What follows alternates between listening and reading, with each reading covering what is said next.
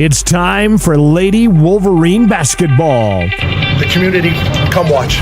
You're going to be pleasantly surprised when you see just how hard these girls work and what they bring. I'm excited. I've got all the confidence in the world. Defensively, we're going to get it done. We're going to hold teams to one shot. You're going to see us push the floor in transition. You're going to see us a college-style basketball. To get us ready for tip-off, let's go courtside with the voice of the Lady Wolverines, Jared Anderson. And a very good Saturday afternoon to you. Welcome into Wolverine Gymnasium on the campus of Riverton High School. This is the third and final day of the Strannigan Classic. One more doubleheader for you featuring your Riverton Wolverines and Lady Wolverines as they take on a tough Cheyenne East squad. Again, I'm Jared Anderson, joined by Jason Peterson, our camera operator, on-site producer extraordinaire. Jason Peterson has been in the gym with me the last 3 days for a fun tournament, and we're excited to bring you a couple more basketball games this afternoon, both streaming at county10.com and on the radio on 105.1 Jack FM. First up, it's the Lady Wolverines and the Cheyenne East Thunderbirds. Riverton comes in at 1-2 so far this tournament. They fell to Sheridan on Thursday. Final score in that one was 67-38. Would turn around and beat Rollins for the first game of the day yesterday, 49-44, and then lost to Cheyenne Central 63-38. The East girls rank number 2 in the YOPreps.com preseason media poll, and they are 3-0 to start the year. They beat Jackson on Thursday 80-12, knocked off Star Valley 55-20, and beat Lander earlier this morning 45-26. So this is the second game of the day for Cheyenne East, the first game of the day for Riverton, but Lady Wolverines did get twice in yesterday, get to play twice yesterday. Again, East is number 2 in the YOPreps.com poll. They finished third place last year after losing in the semis at the state championships to Cody. The eventual champions won the third place trophy, but before that, in 2021 and 2022, Eric Wessling's East Lady Thunderbirds won back-to-back state championships. So this is a very good Cheyenne East team that the Lady Wolverines will see here this afternoon. But a good test for Mike Bosner and the RHS ladies, who do have a win under their belt already. Coach Bosner joins us in just about 60 seconds here on the Porter's Tailgate Show. Able to catch up with him a few moments ago, and we'll get his thoughts on the tournament so far, plus this matchup this afternoon with Cheyenne East. My conversation with new Lady Wolverines coach Mike Bosner is due up in a minute. You're watching RHS basketball on county10.com and listening on 105.1 Jack FM. Mountain View Supply, your local experts in fire and water. We got everything you need for new installs to accessories, and don't forget our great selection of stoves, grills, and spas. We've been serving Wyoming for over 40 years, so you know you can trust us for quality products and expert service. Visit portersmbs.com or stop by our Riverton or Casper locations today. Porter's Mountain View Supply, located on 750 East Sunset Drive in Riverton. Myers Gambles is your one-stop shop for furniture, mattresses, and appliances in Lander, Wyoming. We have an unbeatable selection of furniture for your living room, bedroom, and dining room. Plus, we have the latest trends in home furnishings. Our mattresses are comfortable and affordable, and our appliances are built to last. Whether you're looking for a new TV, sofa, or refrigerator, we have the perfect finish, style, and function for your home. Visit us at 420 Main Street in Lander, or check out our website, landergambles.com. Back on the Porter's Tailgate Show, we're chatting with Lady Wolverine head coach Mike Bosner. Coach, a long day for you yesterday, couple of games. We got to see some success against Rollins and a really tough Cheyenne Central squad. How are your girls feeling at the end of the day yesterday after playing 2 games? Yeah, let me tell you, when I got with them this morning, they're all banged up a little bit. You know, playing those teams out of the 4A East, they're rough and tough and they're physical and they beat you up a little bit. And so they're all kind of feeling a little bit, but you know, it's basketball and it's early, so I think they'll. I got one girl that's down a little bit, got a little bit of flu, Haley. But I think they're ready. I think they're ready to go again.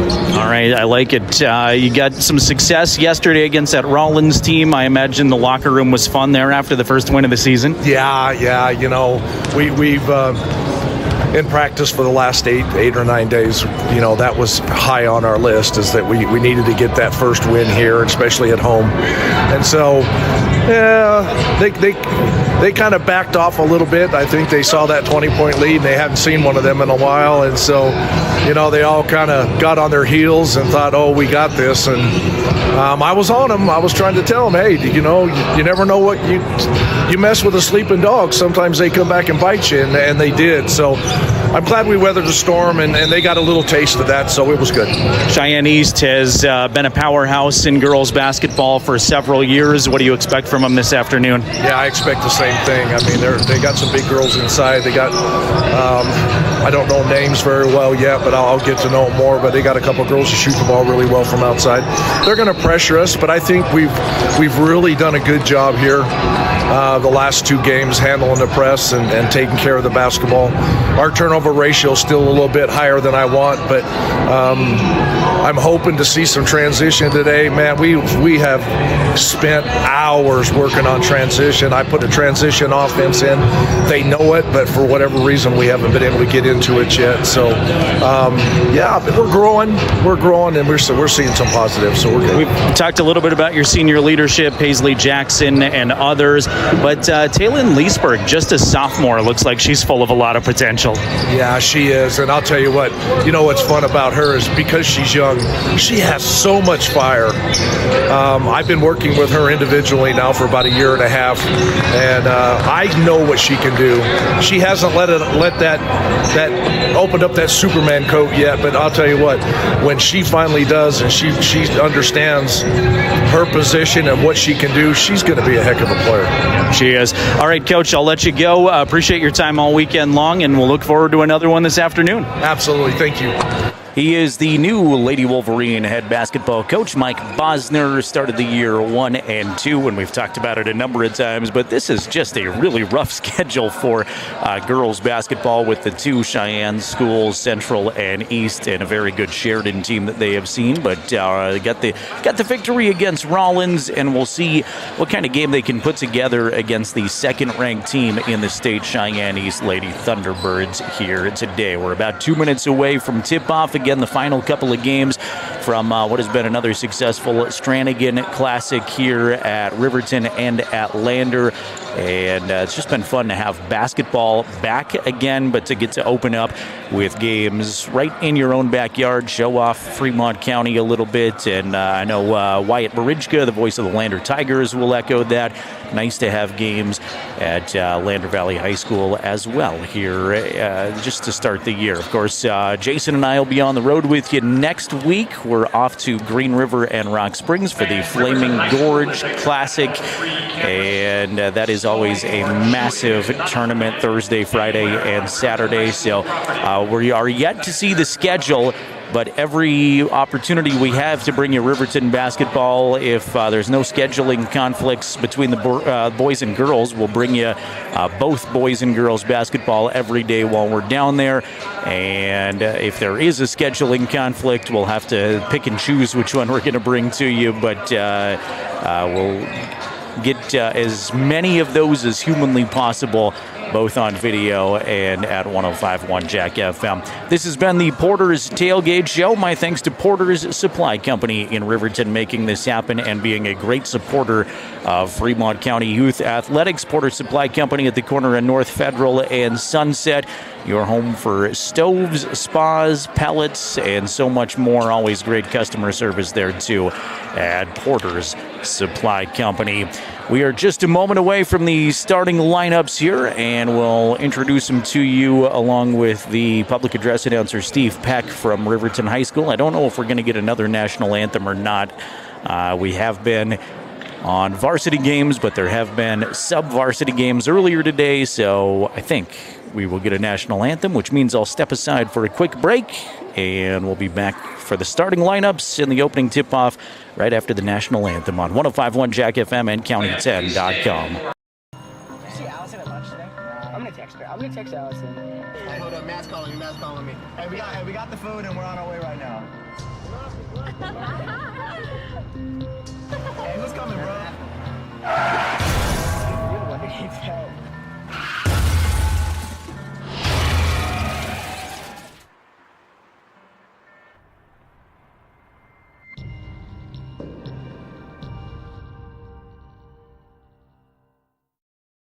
At Eyes on Fremont, we know that good vision is about more than just seeing clearly. That's why we're dedicated to providing expert eye care for the whole family. From children's exams to contacts, LASIK to glaucoma treatment, we're here to help. We accept most insurance plans, and our experienced team will make sure you feel right at home. Schedule an appointment today at 111 South Broadway in Riverton, or give us a call at 307-856-9000. Visit WyomingEyes.net to learn more.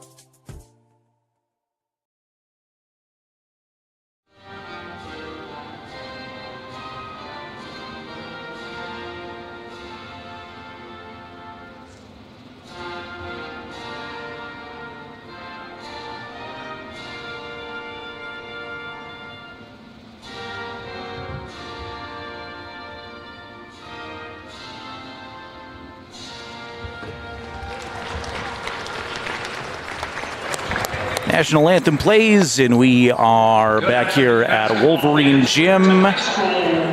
Only a couple minutes behind the projected 3 o'clock start time for this one, which is fantastic in tournament play. Starting lineups will be introduced here to a pretty good Saturday crowd at RHS. And first, the Cheyenne East Lady Thunderbirds will be introduced. They are led under the direction of Eric Wessling in his 6th year. Again, a couple of state championships for Coach Wessling and the Lady T-Birds in 2021 and 2022. They were 3rd place last year. East comes out like this. Number 5, a senior, is Ari Booth. Booth, again, a senior. Number 10 is Brady Schlabs. Schlabs, a senior. She is, for my money, one of the best players in 4A girls basketball, has been for a couple of years, and she's just signed to play at Black Hills State University next year. Number 14 is Cash Hawes. Hawes, a sophomore. Number 25 is Jade Brown, also a sophomore. And number 54 is Mac Hall, a sophomore. 3 sophomores in the East starting lineup. And if that doesn't tell you something, then I'll fill in the blank for you. Cheyenne East girls basketball going to be good for a few years with these 3 fantastic sophomores. Got to see both Brown, Jade Brown, and Cash Hawes at the state tournament last year play as freshmen, and they were fantastic as freshmen. Lady Wolverines look like this. Number 1 is Taylin Leesburg. Leesburg, a sophomore. Number 2 is a senior, Savannah Morton. Number 11 is a senior, Weetoo Cloudhorse. 13, Haley Ingstrom. Ingstrom, a senior. And Paisley Jackson, team's leading scorer, is a senior as well. It's Weetoo Cloudhorse in the jump center circle opposite Jade Brown. Cheyenne East in their away black uniforms trimmed in blue. East is written across the front of some of the jerseys. I see one girl with T-Birds written across the front of her jersey for a slightly mismatching jersey combination, but either way, it's black and blue uniforms for Cheyenne East. For the Riverton Lady Wolverines, they are in their home white uniforms. Jared Anderson, Jason Peterson with you. Glad to have you along for some Saturday afternoon hoops. Ball swatted out of bounds after Riverton controlled the tip, and it goes back to Cheyenne East. Fremont Chevrolet will bring you the scoreboard updates all day long. You can see that scoreboard on the bottom of your screen if you're watching along with us. Schlabs with a nice drop-off to Mac Hall, who couldn't finish the play, and it's knocked out of bounds off of Savannah Morton. Stays Lady T-Birds ball. Jade Brown backing in on the paint, turn around, force up a right-hand shot that drops. Jade Brown gets the first points of the game, and East takes a 2-0 lead. Steal in backcourt. Schlabs will give it up. Set up the East offense. Hawes. And back to Booth. Airy. Free throw line, and kick it out to Schlabs. Brady spins in the lane, gets it to go, and she's fouled. The future Black Hills State player has an opportunity at 3. Riverton foul, 2, Morton. Savannah Morton's first personal. To the line for East 10, Schlags. One shot. And Brady knocks it down quickly, 5-0 Cheyenne East here on that Fremont Chevy scoreboard.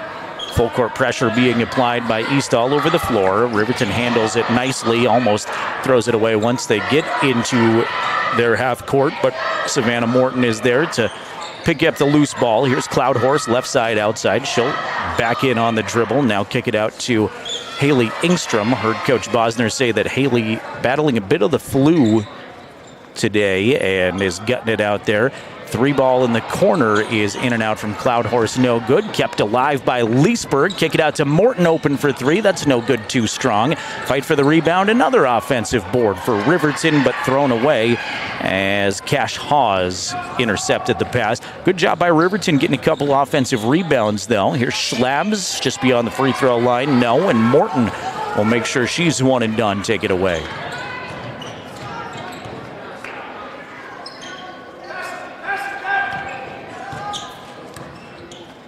Right side, outside, Paisley Jackson.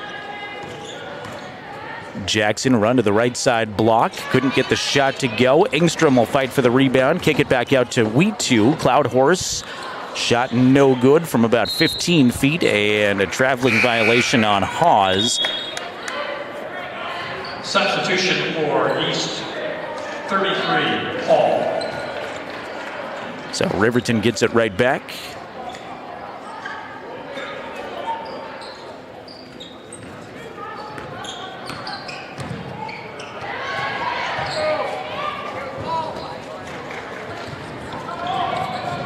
Schlabs will give the ball up. 3 is up and good by Peyton Hall, who's just checked in, and Coach Bosner wants to talk about it here with a quick 30-second timeout. Try to settle the troops down a little bit. East has rocketed out of the gates to an 8-0 lead. Brady Schlabs, 3 points. Peyton Hall had a 3-pointer, and Jade Brown scored 2. Wyatt telling me our online stream might be a little bit choppy, so apologize for that. I will try my best to work on it.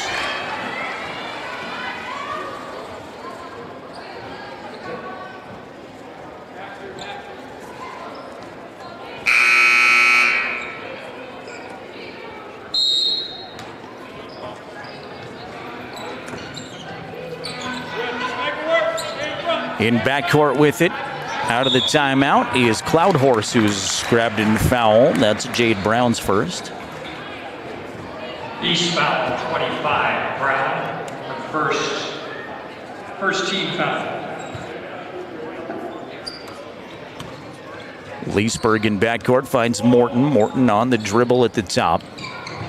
Looking down low for Cloud Horse. High post turnaround 2 is off the mark. No good, and rebounded out of there by Hawes. Hawes outlet to Schlabs. Behind the back dribbled across the timeline. Now Hawes is pushed defensively by Ingstrom. Riverton foul, 13, Ingstrom. Ingstrom's first, team foul number 2. Second team foul.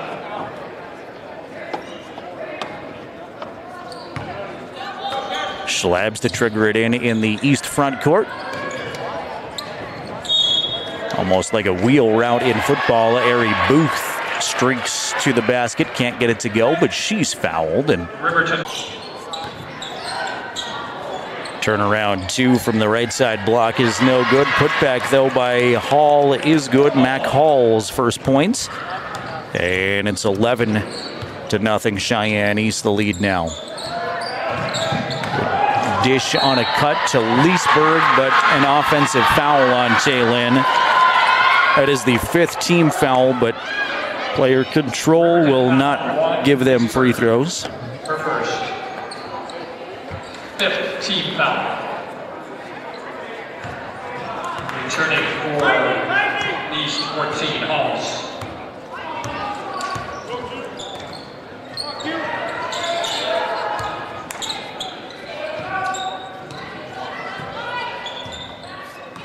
Schlabs to Mac Hall. Pass taken away by Ingstrom, and here comes Haley into the Riverton front court. Lady Wolverines trailing 11-0. Jackson trying to change that. 3 at the top is no good. And Cash Hawes will take it away. Got a traveling violation in Cheyenne East backcourts.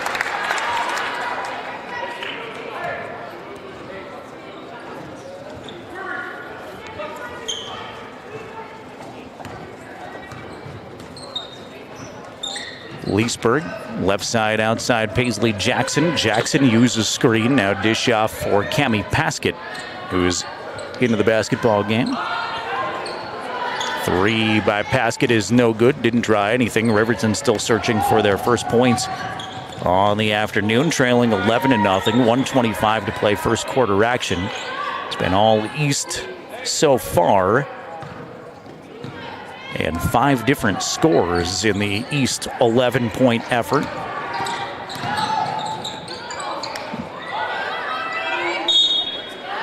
Shovel it up, Ari Booth, and she's fouled.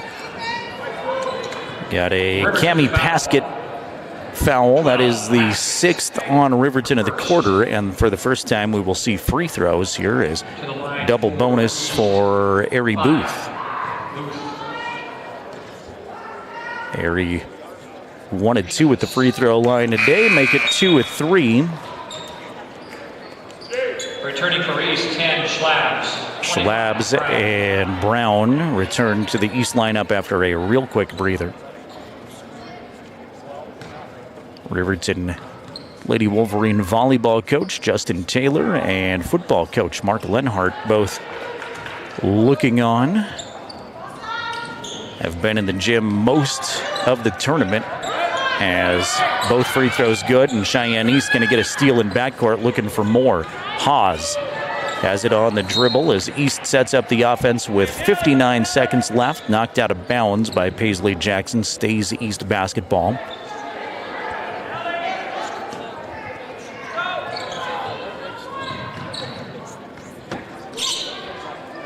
Hall at the top. Hands back to Booth. 55 seconds now. Clock running. Schlabs through the lane. Gets it to go. Brady Schlabs has 5. It's the runner. East has dominated the quarter. Would be great to see Riverton put a half-court set and points here with 33 seconds left in the first. Brown. Right side, outside, she goes to Booth. Now hands back to Schlabs. Brady. Worked on defensively by Paskett. Gets by her. Tried to shovel a pass to Mac Hall. Great idea, but Mac couldn't quite handle it and knocked out of bounds. Substitution for Riverton 2, Morton. Morton returns to the Riverton lineup as Paskett will take a seat. 20 seconds in the quarter now. Backcourt pass taken away by Booth, but she's promptly rejected by Haley Ingstrom. So give Haley the block. 14.5 seconds now in the first quarter. Ball out of bounds underneath the East basket. As Schlabs will trigger it in for the Lady T-Birds.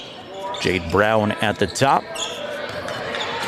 Almost has it taken away by Cloud Horse. Now she gathers it back in. Schlabs at the top. You hear the countdown behind us. Schlabs will try the 3 just before the buzzer, short, and at the end of 1, it's the Cheyenne East Lady Thunderbirds with a shutout thus far of the Riverton Lady Wolverines. They're up 15-0, back with quarter number 2 after this on County10.com and 105.1 Jack FM. Did you see Allison at lunch today? I'm gonna text her. I'm gonna text Allison. Hey, hold up, Matt's calling me. Hey, we got the food and we're on our way right now. Hey, who's coming, bro?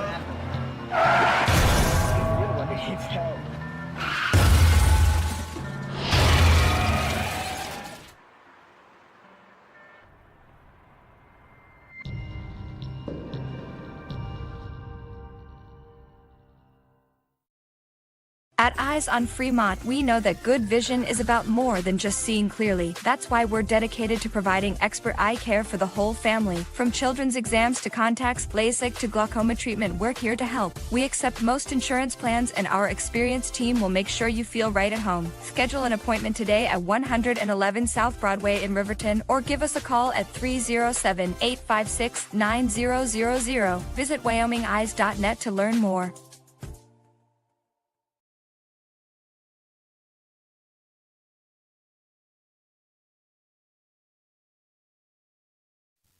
Read all about the Fremont County Sports Weekend at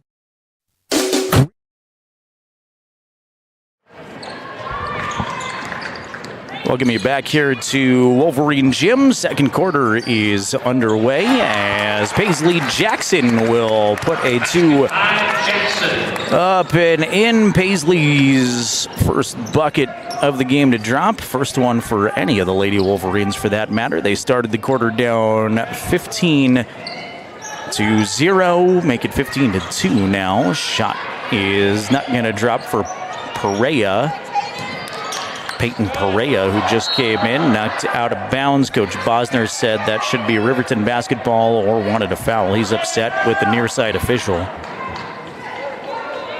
It'll be East basketball. Out of bounds.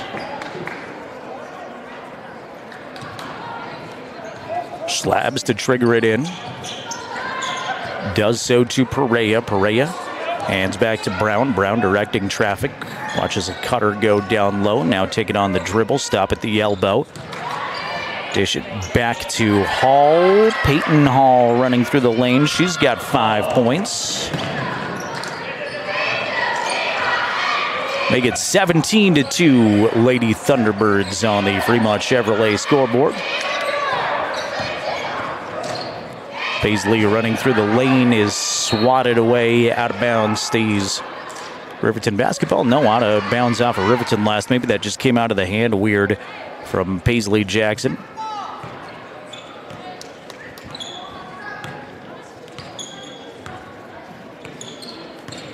Schlabs will slowly work it up the floor. She's got Morton on her defensively. Up top, Peyton Hall. Between the legs dribble. Peyton comes off of the bench, but another sophomore for these Lady T-Birds. There's, speaking of sophomores, Jade Brown knock it down.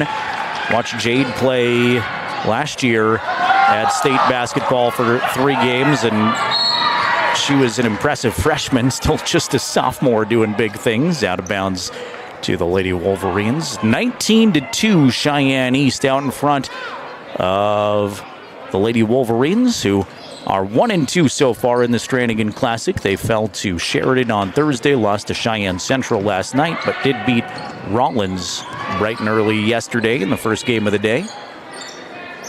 Tyra into the game for Riverton. Her pass is intercepted by Jade Brown, and here comes Jade at the distance. Good body control. No offensive foul on Jade Brown. I thought she was going to collect the foul, but they'll say that is a player control foul on Jade Brown. Central foul, 25, Brown. And Brown's foul, 25, Brown, for second personal. Returning for the Thunderbirds, 54, Hall. Was 15-0 to start the second quarter. It's now 19-2. Morton used a screen. Tried to find Jackson. Jackson had to go back and save it. Does so to an East defender. Peyton Hall gathers it in and is immediately pushed by Savannah Morton. Foul in backcourt is Morton's second. Riverton foul, 2. First team foul of the quarter. 5:43 to play here in the second. 12. Haskins. Coach Bosner as animated about the officiating as I've seen him so far. As the lights flicker on and off at Riverton High School. We've seen that happen a few times. Brady Schlabs hangs in the air, knock it down. Brady now with 7, and it's 21-2 East out in front.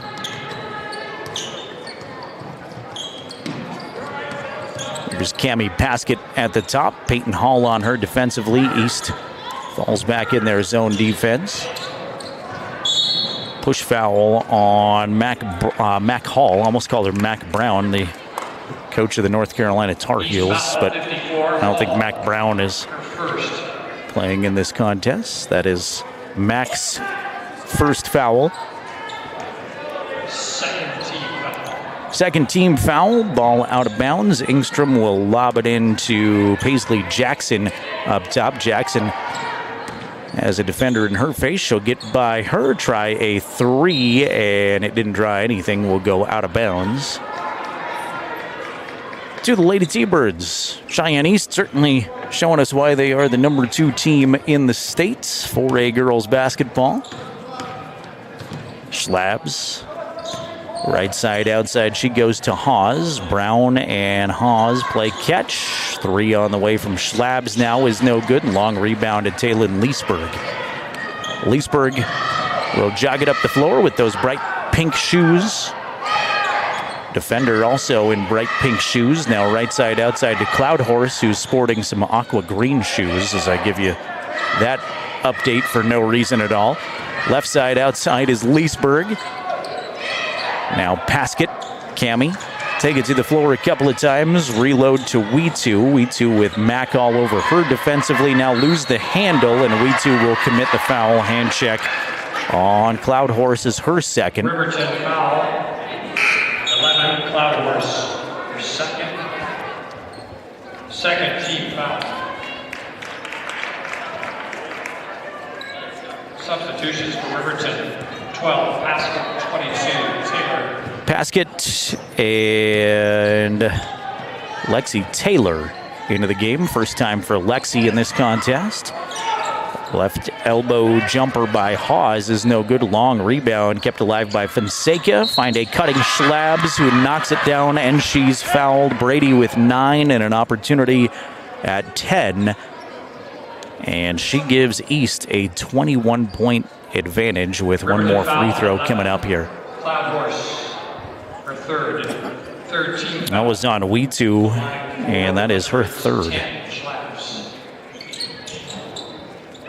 Free throw is no good, but East is there for the board. Hawes will gather it in. We'll see Tyra check in, presumably for Cloud Horse with those 3 fouls next dead ball. Schlabs try straight away 3. That's no good. Rebound, loose ball, foul as 2 players collide.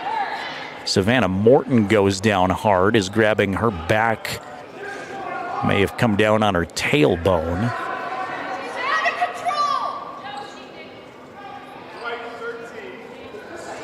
That foul is on Haley Engstrom, and again, Coach Bosner is animated as I've seen him in this one. Meanwhile, Savannah Morton is still down in some obvious pain. They're grabbing her lower back. So we're going to step aside for a quick injury timeout. With 3:46 to play second quarter, it's East 23, Lady Wolverines 2. Back after a short break on County10.com and 105.1 Jack FM.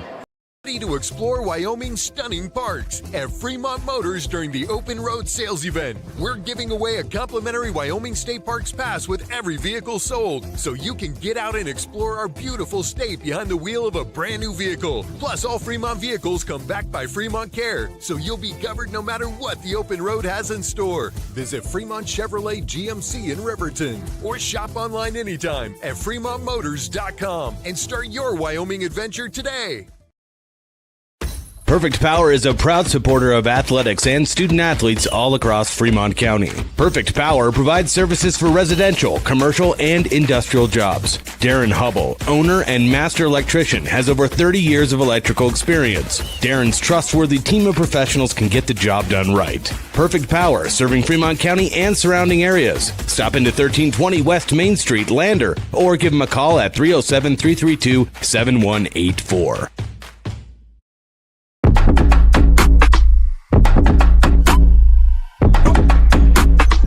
The good news, certainly for everybody, is the injured player, Savannah Morton, got up and walked off.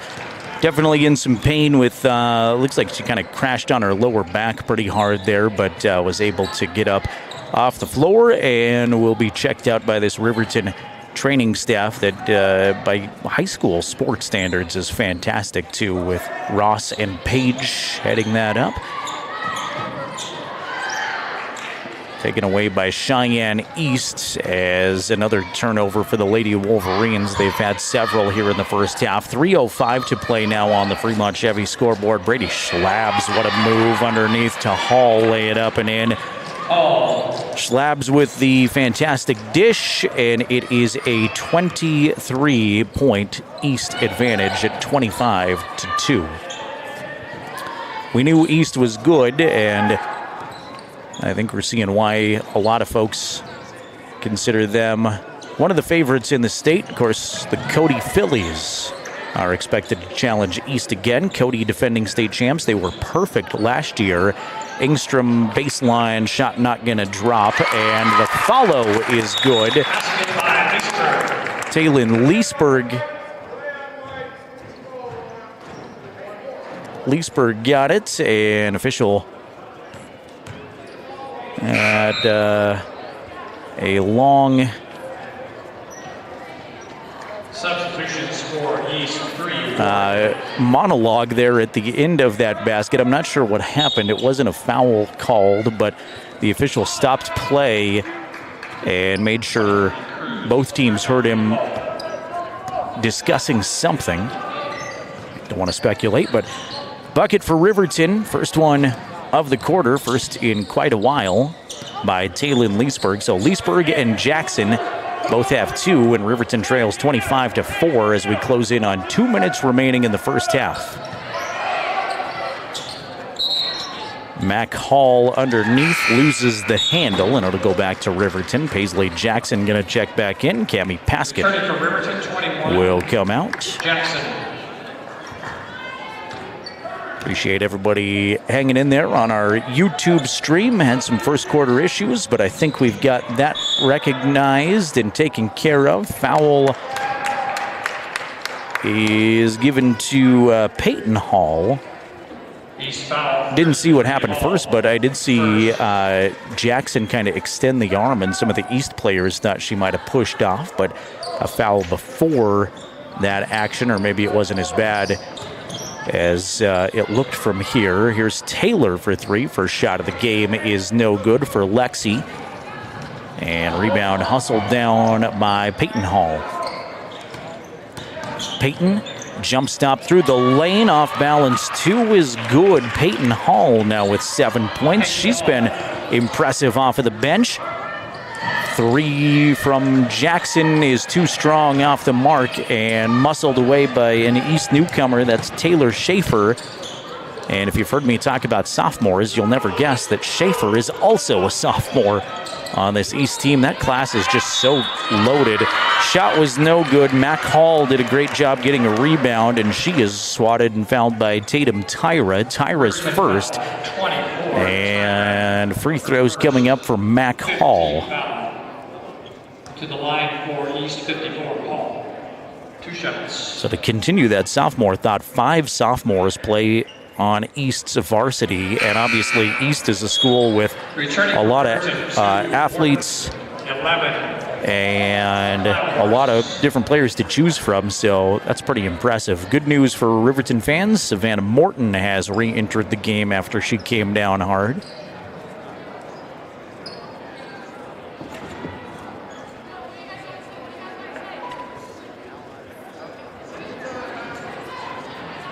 .109 to play in the first half. Got the Buckle Up for Life Wyoming halftime show coming up here, and we'll discuss the boys' game in just a little bit. Neither free throw good. Cloud Horse soars for the rebound. Here's Morton. First time back in a while after she came down hard on her lower back. Cloud Horse, right side outside, dribble drive, contested 2 is no good, but she's fouled. That's going to go to Taylor Schaefer. Schaefer's first, team foul number 4, but on the shot. So We2's got free throws. 4th team foul. And there's We2's first point. Returning for East 12. Peyton Perea comes in for East with 53 seconds left in the half. Cloud Horse one more free throw, fires it, and gets it to dribble in. So Cloud Horse joins the score column. She'll come out, gets a pat on the back from assistant coach Meeks, then exchanges a smile on the free throws. Hall pick up her dribble for the Lady T-Birds. Now find Q Fonseca. Oh, hands right back to Hall. Hall working on Morton. Jump stop through the lane. Blocking foul. Coach Bosner unhappy with that one, too. Riverton foul, 24, Tyra. Tyra picks up her second personal. To the line for East. And Peyton Hall, 2 shots. already with 7 points, will go to the free throw stripe. Coach Bosner working the nearest official to us here on the scoreboard side. You can see on your screen. First free throw is no good, strong off the back of the iron. Peyton's got one more. Dribble it 4 times, spin the basketball, lets it fly, and that one also too strong. Tyra battles for a rebound against 2 Lady T-Bird players, causes the jump ball, and it will be Riverton ball on the possession arrow. Again, this is East's second game of the day. They knocked off Lander earlier in a game you saw on the County 10 Sports Network. So they played at the field house, made the bus ride over, and got right back to action here at Wolverine Gym. Tyra off glass is no good. Rebound by Paisley Jackson. Put up an 8-footer and get it to drop. Paisley with 4. 12 seconds left in the half. We'll see what East opts to do here with the possession. Fonseca will try a 3. Had some space, no good, almost wedged. Tyra gets the rebound, 2 seconds. Jackson, long heave, not going to find anything. And at the intermission, it's the second-rated Cheyenne East Lady Thunderbirds 27. Riverton Lady Wolverines 8. Was 15-0 at the end of the first quarter. Lady Wolverines found 8 points there in the second quarter. Matter of fact, they are even with East in the second quarter, 8-8 in the last 8 minutes there. So pretty good quarter after a rough first one for the Lady Wolverines. The Buckle Up for Life Wyoming halftime show is coming at you in just a quick moment. You are watching the Lady Wolverines on county10.com and listening on 105.1 Jack FM. We're back with the Buckle Up for Life Wyoming halftime show after this. County 10 is your Fremont County news leader. We're everywhere. On the web, mobile, social, and on your radio dial, with all the news you need to feel connected. From sports to board meetings and community features, we work hard to bring you all the latest updates you care about. Visit us today at county10.com. County 10, community connected.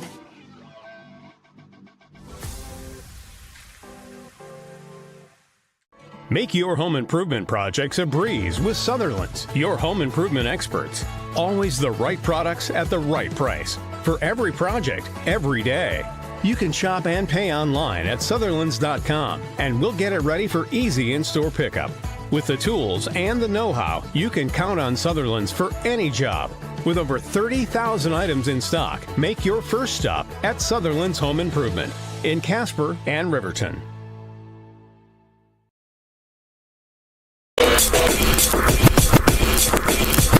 Coverage of the Strannigan Classic continues now on 105.1 Jack FM and county10.com.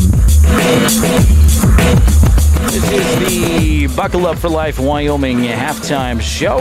Jared Anderson and Jason Peterson with you. Thanks to Wyatt Marijka, County 10 Sports Director, for helping us resolve some technical issues that we had in the first quarter with our stream. And I hope you can let me know on County 10's YouTube channel if we're back to normal, if everything's looking okay. Feel free to use that chat box there and weigh in.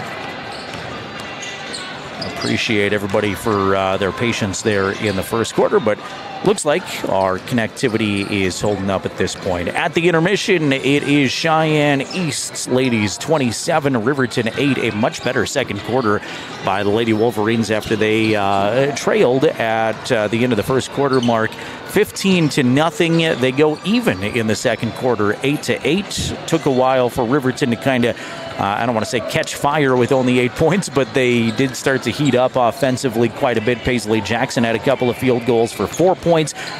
Cloud Horse went 2 for 2 with the free throw stripe for 2 points, and Taylor Leesburg also had 2 points. That's Riverton's 8 thus far.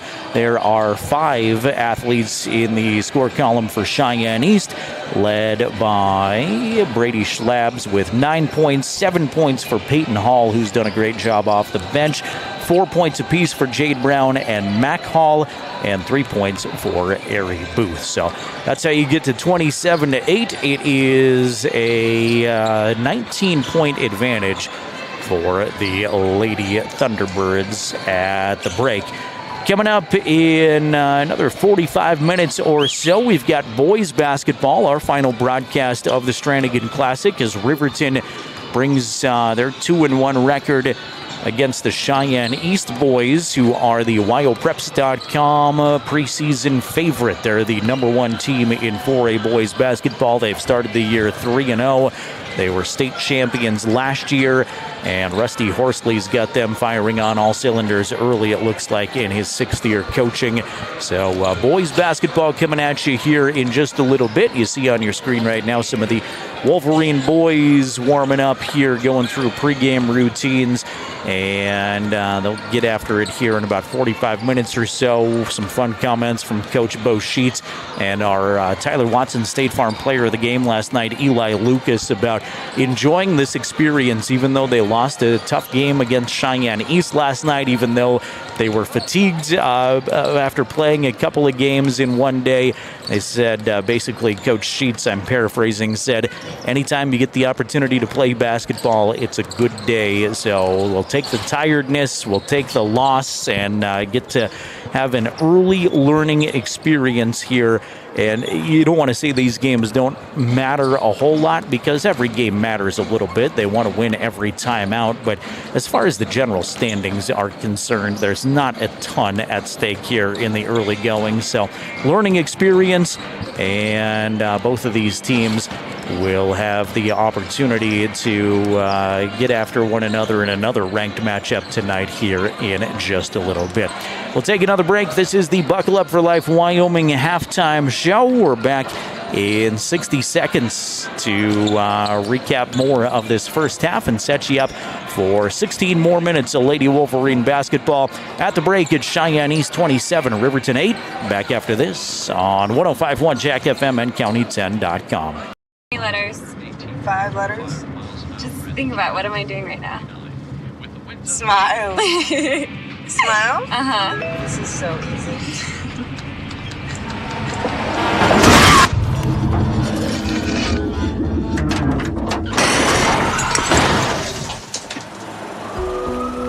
Nobody likes to be stopped by the police, but if I'd seen her texting while driving and given her a ticket, it just might have saved her life. This is Maven, award-winning optics for the adventurous. From binoculars to spotting scopes, Maven has you covered. Be prepared for scouting, wildlife watching, or any outdoor adventure. As a proud sponsor of local high school sports, we wish all the Fremont County athletes the best of luck this season. Visit mavenbuild.com for more information and to order. Maven, discover something new.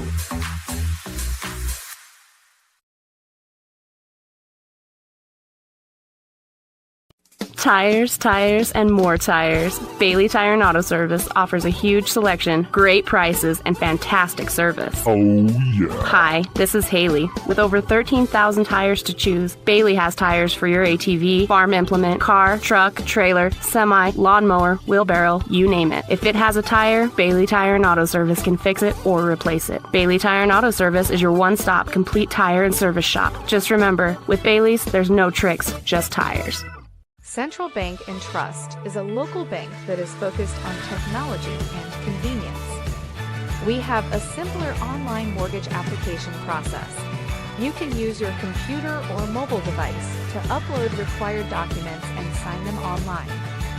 We have a variety of personal and business banking services. Stop in or visit centralbanktrust.com. We live here. We work here.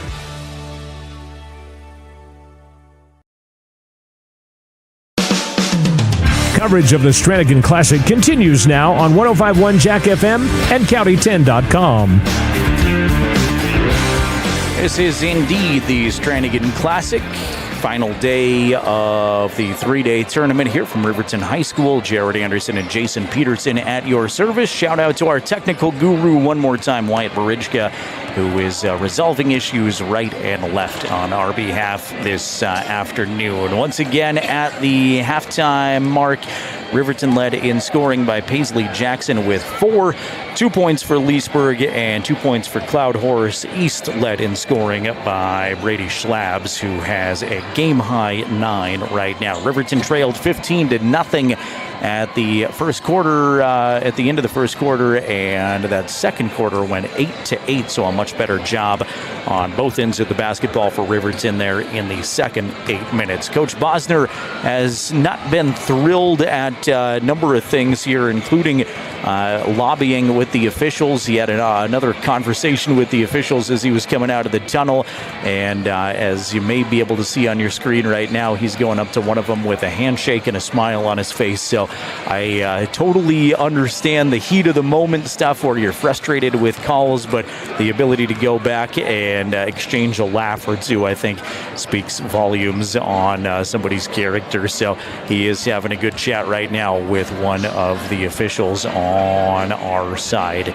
Riverton and East ladies gathered around their respective head coaches, Eric Wessling and Mike Bosner, as we speak. We're a few seconds away from getting the second half of action underway. Thanks again to Buckle Up for Life Wyoming. The Wyoming Department of Transportation reminds you to buckle your seatbelt every trip, every time, no matter how far or short your drive is in Wyoming. Seatbelts save lives. Buckle Up for Life Wyoming. Third quarter will get underway in just a quick second as we put the graphics back up on the screen there for you. 27-8 on that Fremont Chevrolet scoreboard. East on top of the Lady Wolverines. East will send Booth, Schlabs, Hawes, Brown, and Mac Hall back out there. Same starters. Riverton as Leesburg, Morton, Jackson, Engstrom, and Tatum Tyra in the starting lineup. Weetsu Cloud Horse has 3 fouls, will not start the second half. We saw this exact same scenario with Weetsu in a game yesterday where she had 3 first half fouls and didn't start, but then provided a spark plug just a few minutes into the third quarter. So trying not to allow her to pick up a 4th foul here early on in the third quarter is Coach Bosner. East basketball, if you are watching along, they're in their away black and blue uniforms. Fouled is Jade Brown. Riverton in their home white uniforms. Jade will go to the free throw line for 2 shots. Was fouled on the shot by Tyra. And now Tatum picks up her 3rd.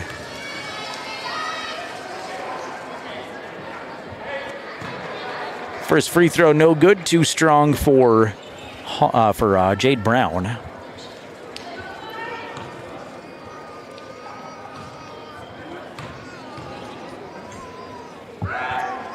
Jade's second free throw bounces around the rim a couple of times and will drop. First point of the second half belongs to Jade Brown. And in comes Lexi Taylor, the Riverton sophomore. Tatum Tyra will take a seat. 3 personal fouls there. Stolen by Jade Brown in backcourt. Reverse layup and in. Jade took a half a step, laid it up after the steal, and got it.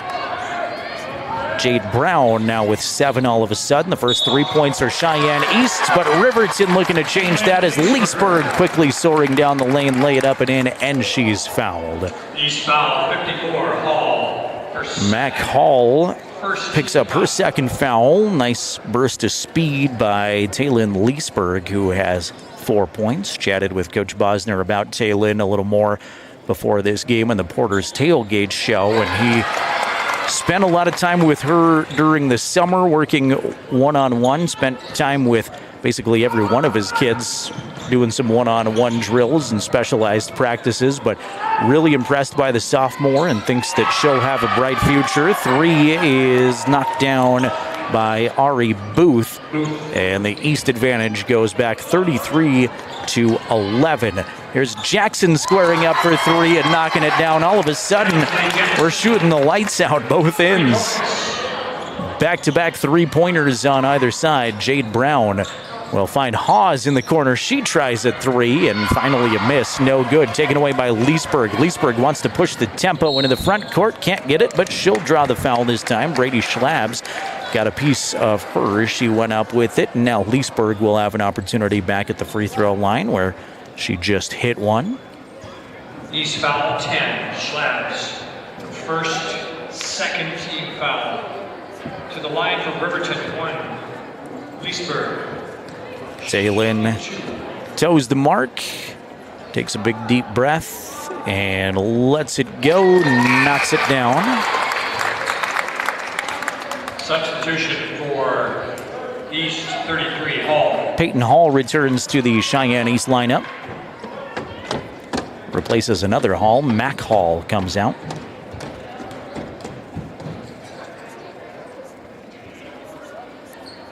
Second free throw by Leesburg is also good. Good-looking shot there again, and it's a 17-point game with 6.5 to play third quarter. East on top of the Riverton ladies, 33-16. Here's Schlabs from the left elbow. That's well off the mark. Long rebound comes away to her teammate, though, Peyton Hall, who has to dribble low for a little bit to regain possession. She'll find Cash Hawes down low, lay it up and in. Cash Hawes with her first points. Here's Leesburg, long 3, skims the net and will drift out of bounds. No good for Leesburg. It was a long shot.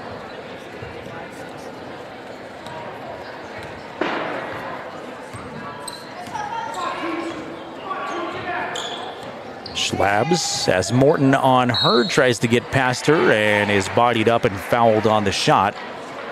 Shot didn't go, but free throws coming up for Brady. Riverton foul. Morton's third. For third.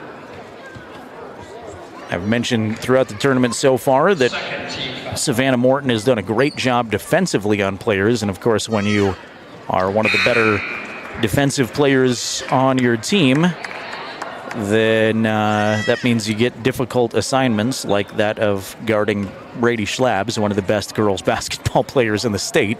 As Schlabs hit the first, second one is in and out, no good, and Engstrom will gobble up the board.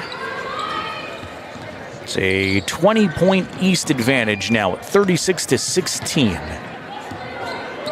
Boys basketball coming up in a bit. If you're in the neighborhood, want to stop by and watch a good one, Wolverines could use your support as they take on the #1 team in the state here at Wolverine Gym. Jackson tried to split 3 defenders on the dribble drive and scoops it out of bounds. I think she was hopeful a teammate was there, but also had 3 folks guarding her and couldn't see much as she tried to go to the basket.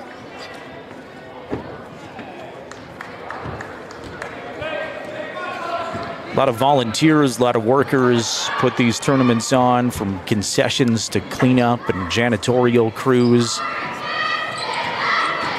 We thank everybody at RHS, RMS, CWC, Lander Valley High School, and there were even a couple of games yesterday at Rendezvous School in Riverton. We've played 3 minutes in the third quarter. East basketball up by 20, 36-16.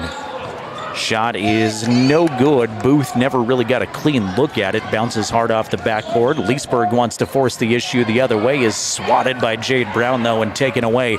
Brown looks to outlet up to Booth. The outlet's too far, and Jade Booth crashes into a door at the end of the baseline, and will be ball out of bounds to Riverton.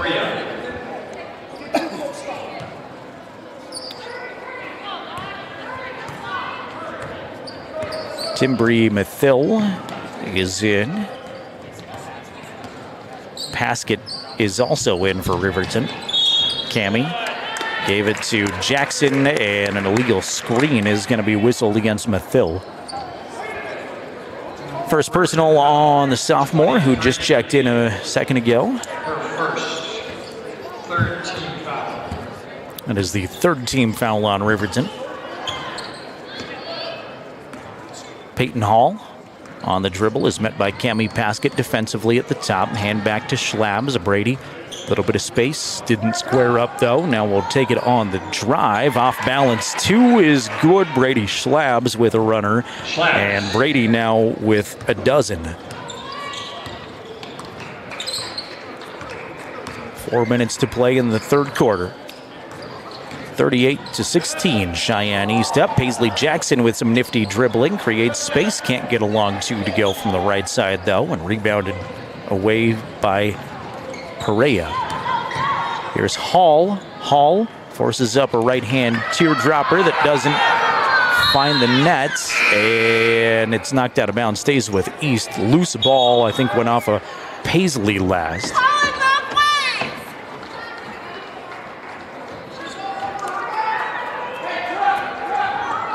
Coach Bosner wanted an over-the-back call. Didn't get it. Mac Hall will throw it in. Schlabs. Entry pass back to Schlabs. Corner 3. In and out, no good. And there is a push in the back, I think, from Brown. That's what Coach Bosner wanted a moment ago, and he gets it that time. East foul 54, Hall for third team foul. That's the third personal on Mac Hall and the third team foul on Cheyenne East.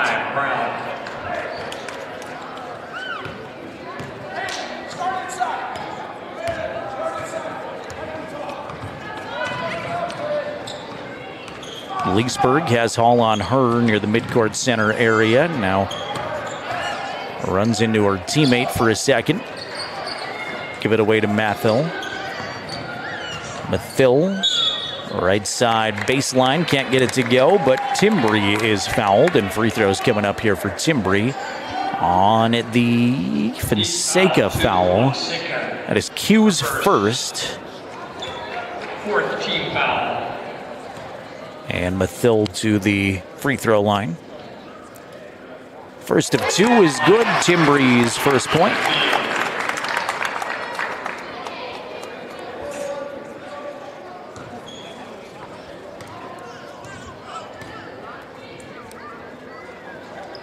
Mathill's second is also good.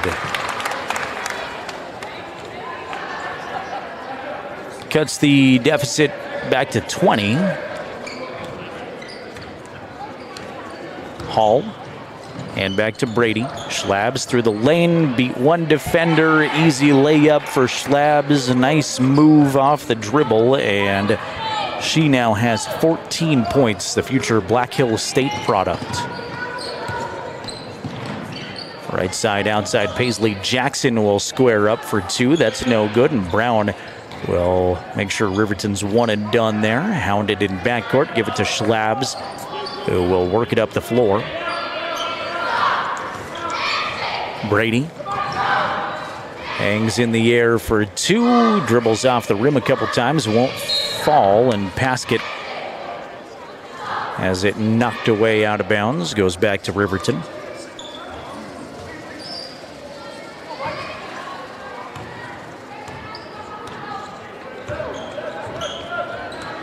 Slow walk up the floor for Leesburg, who now uses a screen and takes it on the run. Foul on the floor will be ball out of bounds to Riverton. That's Peyton Hall, who East foul 33. bodied up Leesburg. Second. 15 foul.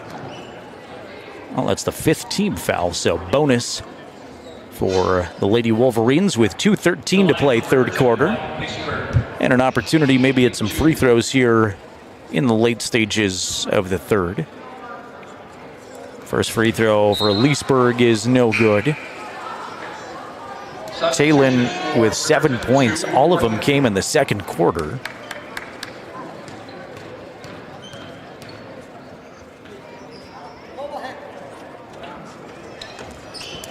Talon's second free throw is good.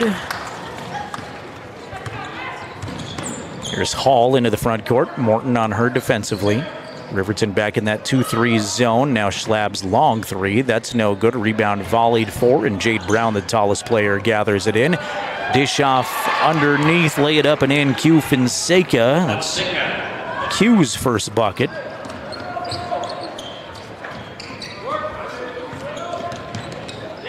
Morton set up the Riverton offense. Left side, outside, Haley Engstrom. Engstrom being hounded to the right, so she tries to go left against Jade Brown, and now ball knocked to the floor. Tie up. Possession arrow keeps it with the Lady Wolverines.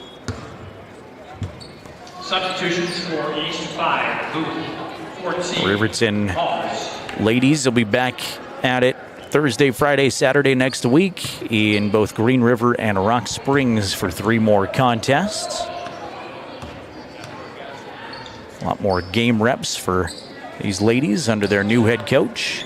3 was no good by Leesburg, and rebound gathered in by Cheyenne East. Fonseca in backcourt. Riverton trying to apply some pressure in the backcourt now. Hall will break it nicely. Dish off underneath to Haas.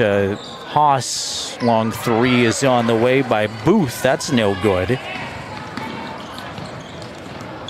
Called her Haas. It's Hawes, not Haas. Inside of a minute to play third quarter. Mathill has it stripped and taken away from behind. And East will get it right back. They're up 42-19. Final seconds to the third quarter. Peyton Hall, fade away from 3. In and out, no good. And rebound, Haley Engstrom. Outlet to Leesburg. Leesburg has some daylight, tries to force the issue, and will not hit a mid-range jumper.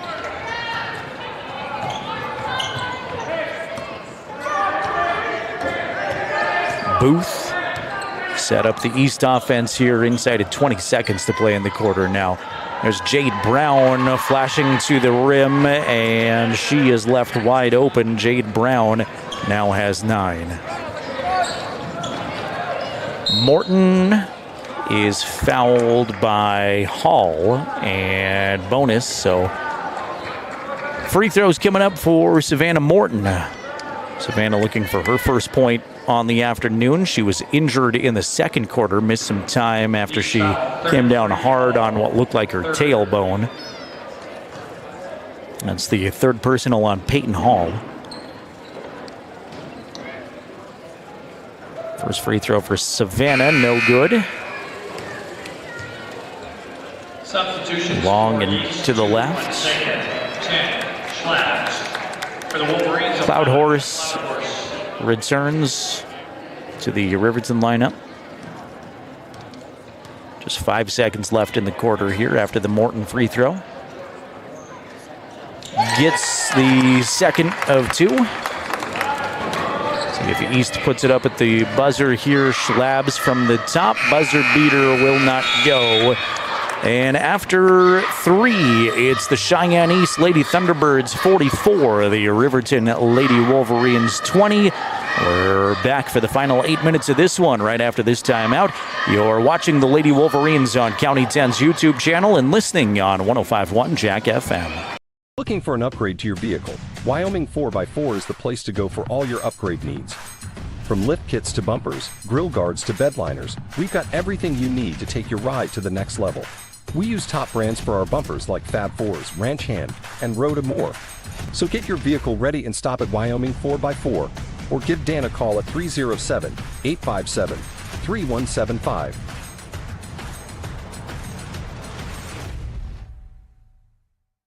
Wyoming Catholic College is a unique institution that offers an immersion in the Western tradition, the beauty and challenges of the wilderness, and the treasures of the Catholic spiritual heritage. Our mission is to provide a unique educational experience that nurtures the body, mind, and spirit. We are proud of our alumni success stories and the learning opportunities we offer through our academic outreach program. Come and explore our campus in Lander, Wyoming.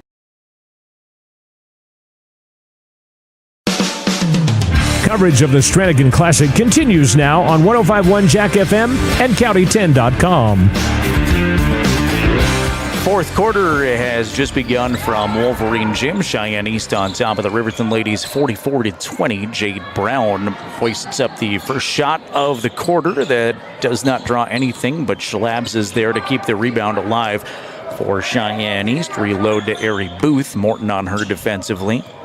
Hawes with the dribble, crossover, stop at the free throw line. Now back to Schlabs. Mid-range 2 is no good. A third chance for East, though. Offensive rebound and put back up and in Mac Hall. Nice play by Mac to keep it alive. Stuck it back up in there. Here's Witu Cloud Horse. Long 2 is no good. Just a little bit longer than she had intended.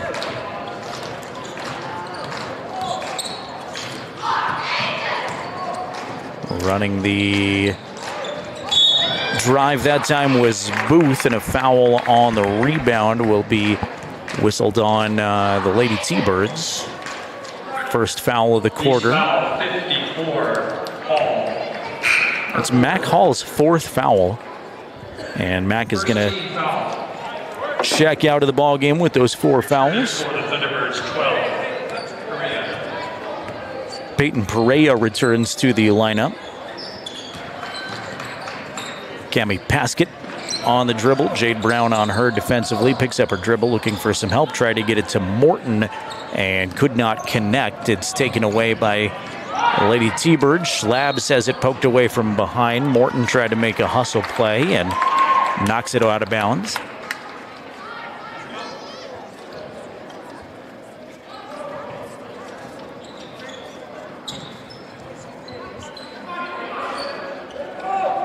Booth with Morton on her defensively, and there's a foul on the floor, I think on Savannah. Nope. That's going to be an offensive player control foul on Cash Hawes. Missed that one. I think away from the basketball too, but like I said, I was not watching that player control foul, apparently. Here's Morton at the left Wolverine paw with the basketball, directing traffic down low. Watches a couple of screens go by. Jackson now in the corner with it. Schlabs on her defensively. Knocked out of bounds off of Ari Booth. Will stay Lady Wolverine ball as Peyton Hall returns to the T-Bird lineup. East won championships in 2021 and 22. They were third place last year after losing to Cody in the semifinals. Swatted by Jade Brown, taken away, and a long pass is tipped out of bounds by Savannah Morton, who made a nice hustle play to let her teammates get back on defense. That Cody team was just unreal last year. Goes undefeated. Gatorade Player of the Year as a junior, Molly Hayes. Speaking of Gatorade Players of the Year as juniors, you'll see Parker Paxton and the Riverton boys coming up next here on the County 10 Sports Network. Jade is fouled on the shot. And free throws coming up. That's Tyra's fourth, by the way. Tatum Tyra had just re-entered the game and picks up her fourth personal. 2 shots.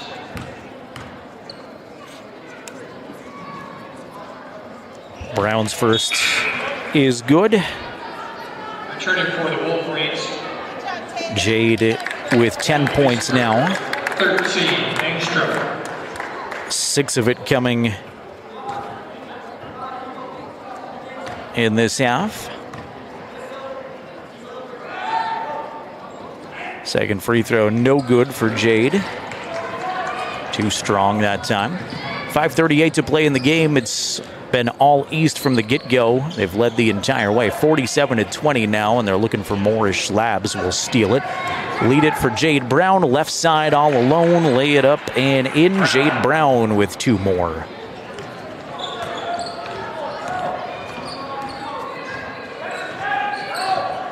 Leesburg, left side outside to Morton. Morton On the dribble drive has Engstrom. Again, Haley battling some flu symptoms, gritting it out there. Pass taken away by Hall, and here comes Cheyenne East. Schlabs, nice dish off to Brown again.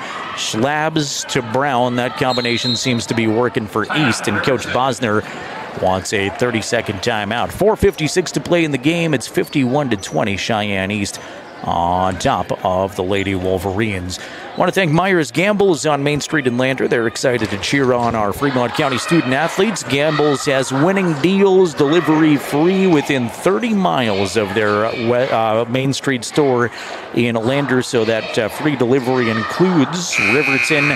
Myers Gambles turnaround shop in town. Perfect Power Electric in Lander, supporting our athletes on and off the field. Give Perfect Power a call for your electric needs. 332-7184, 332-7184. Back to action after the quick timeout here momentarily. 4:56 remaining in this contest.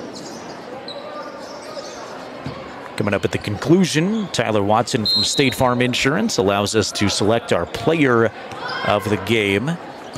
Try to distribute that around as best we can over these 4 games. We gave it to Paisley Jackson in the Sheridan loss, as there's a player control foul on Riverton that'll send it back to Cheyenne East. I'll give that one to Paisley, her second personal. Riverton foul, 21, Jackson. Haley Engstrom, Taylon Leesburg have also been State Farm players of the game. And we will see who we choose this afternoon. 3 does not drop for a newcomer, Molly Ward, into the East lineup. Molly's first shot of the game, but a foul on the rebound is given to Savannah Morton. That's Savannah's 4th. So both Savannah Morton and Tatum Tyra in foul trouble with 4 for Riverton. Morton is on the floor. Tyra is not. Hall. Feed the paint. Hawes turn around, leaves it short, tips for her own rebound and gets it. Now reload to Peyton Hall, straightaway 3. That's no good. Up high for the rebound is Engstrom. Haley will outlet to Taylon. Here's Morton with the basketball. Clock says 4 minutes remaining in the contest. Paskett on the dribble drive, uses screen, a little bit of space. Ball was maybe changed trajectory-wise. Molly Ward looked like she got a fingertip or 2 on it, and here comes East quickly the other direction. Lay it up and in. Cash Hawes for 2. 4 points for Cash, and a 53-20 point Riverton advantage. Line change coming in here for Lady Wolverines. At least 4 are set to check in. Now 5 will check in, so it is a line change. Engstrom was free in the paint for a second. Couldn't quite get it to her off of her hands, and in come 5 new Lady Wolverines. Julianne Spradlin, along with Weetu Cloudhorse, Lexi Taylor, Timbri Mathil, and Tatum Tyra all in for the Cardinal Red and Black. Hall can't get her shot to go. Rebound swatted out of bounds. Stays with East.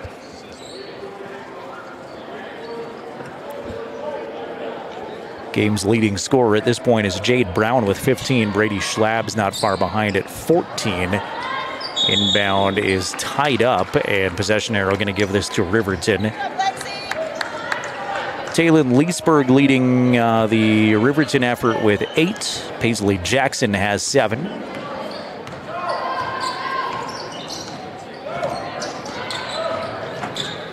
Spradlin has it knocked away out of bounds. Stays with Riverton. Just a few moments away from boys basketball. Like I said, should be a fun one if you're in the neighborhood and can make it to Wolverine Gym. Number 1 versus number 3 in 4A basketball here. An early test for both teams. Hall take it away for East. Peyton. Mathill on her defensively. Hall creates some separation on the dribble. Can't get along 2 to go. Kept alive for a second by East, but ultimately gathered in by Taylor. Actually, Mathill. Got it. Mathill to Spradlin. Right-hand runner is no good. She'll fight for her own rebound. Had it, but was on the baseline. Either way, like the hustle from Spradlin.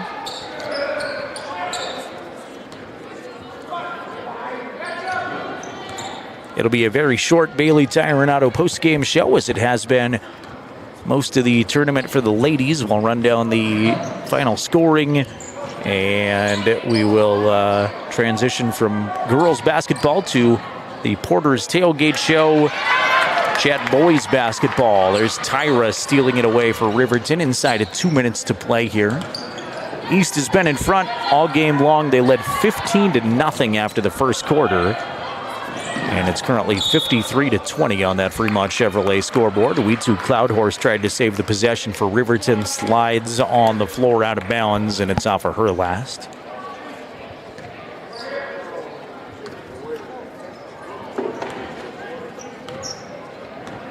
East comfortable killing a little bit of clock here.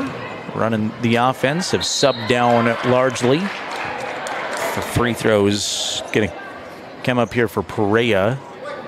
Peyton fouled on her way up by Julianne Spradlin.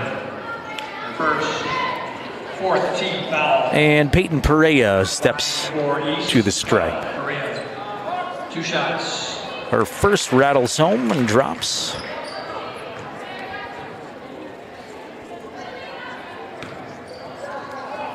One more for Peyton. Hard off the back of the rim, no good. Cloud Horse skies for it. Out of bounds off of East. Was Fonseca with the quick hands to slap it into the first row of the Riverton student section.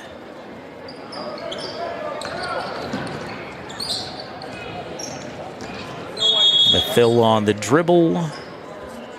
Officials stop play, look at each other, and now one slowly walks to the desk. Ball out of bounds, I guess. I didn't ever see a signal. The official looked like he was going to say something, and then I don't know if I just missed the signal, but he never really gave an indication that I saw.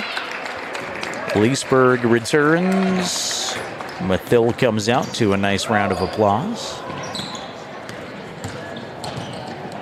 Taylor dribble it a couple of times, step for a long 2. That's no good, and Fonseca clears the rebound. Outlet up ahead to Hall. Peyton, right-hand dribble, goes right by Leesburg. Jump stop in the lane, shovel it out to a wide-open teammate, Molly Ward, for 3. Ward. Great dish, and Ward is there for the triple to now put East up by 37. And a Riverton foul is going to send it back the other direction. Julianne Spradlin called for the player control foul. Coach Bosner not happy with that call either.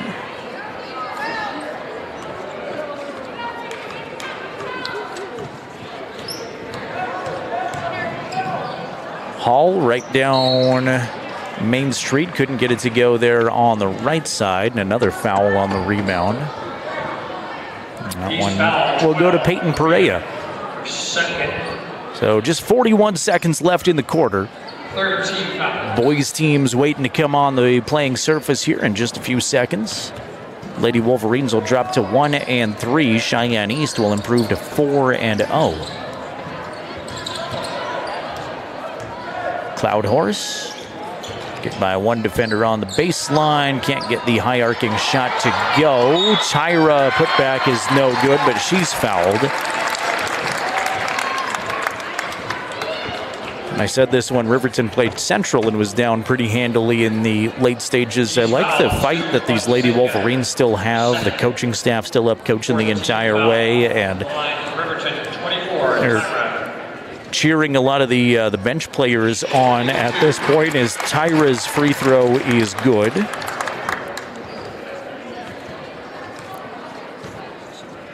So one more for Tatum. And that's good. 20 seconds remaining, and again, Riverton will drop to 1-3. Cheyenne East, second-rated team in the state. Perfect at 4-0 here from the Strannigan Classic, including winning back-to-back games against Fremont County teams today. They knocked off Lander earlier. They will defeat Riverton as they will just dribble this out. Final score. Go Cheyenne East 57, Riverton 22.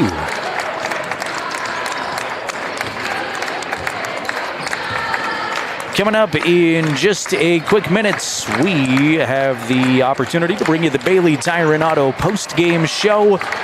We'll recap individual scoring numbers in this one quickly, then move on to preview the boys game. The second of our doubleheader today as the Riverton boys take on the number one team in the state, Cheyenne East Thunderbirds, in about 10 minutes here. Once again, final score from the girls game, it was Cheyenne East 57, Riverton Lady Wolverines 22. The Bailey Tire and Auto post-game show coming up in 1 minute on 105.1 Jack FM and County10.com. Kane and Associates. CPAs is your go-to source for tax, financial, and business solutions. Our experienced professionals are trusted and know the numbers. We're dedicated to providing personalized attention to each of our clients. Whether you're an individual or a business, we're here to help with all your accounting needs. Let us do the math for you. Stop in or visit rivertoncpa.com to learn more. Introducing Wioglass, your local glass experts. From windows to showers, we got you covered.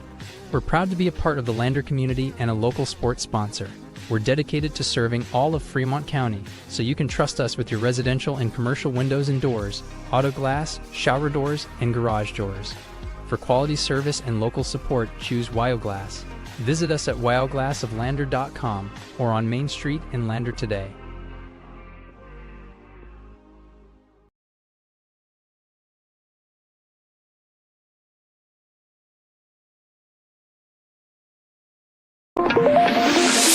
Your home for RHS basketball all season long.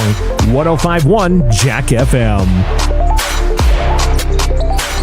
Welcome you into the Bailey Tire and Auto post-game show. Bailey's your local tire experts. Good time of the year to make sure you have proper tires while driving through the Wyoming winter.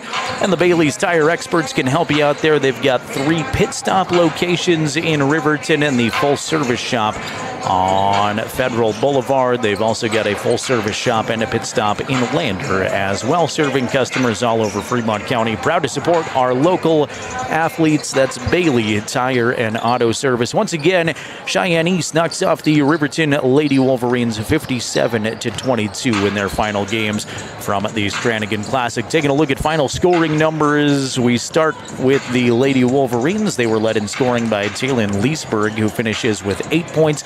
Paisley Jackson held to just 7. First time this season she hasn't been in double figures. Let's see here. 2 points for Tatum Tyra, 2 points for Timbri Mathill, and then it goes...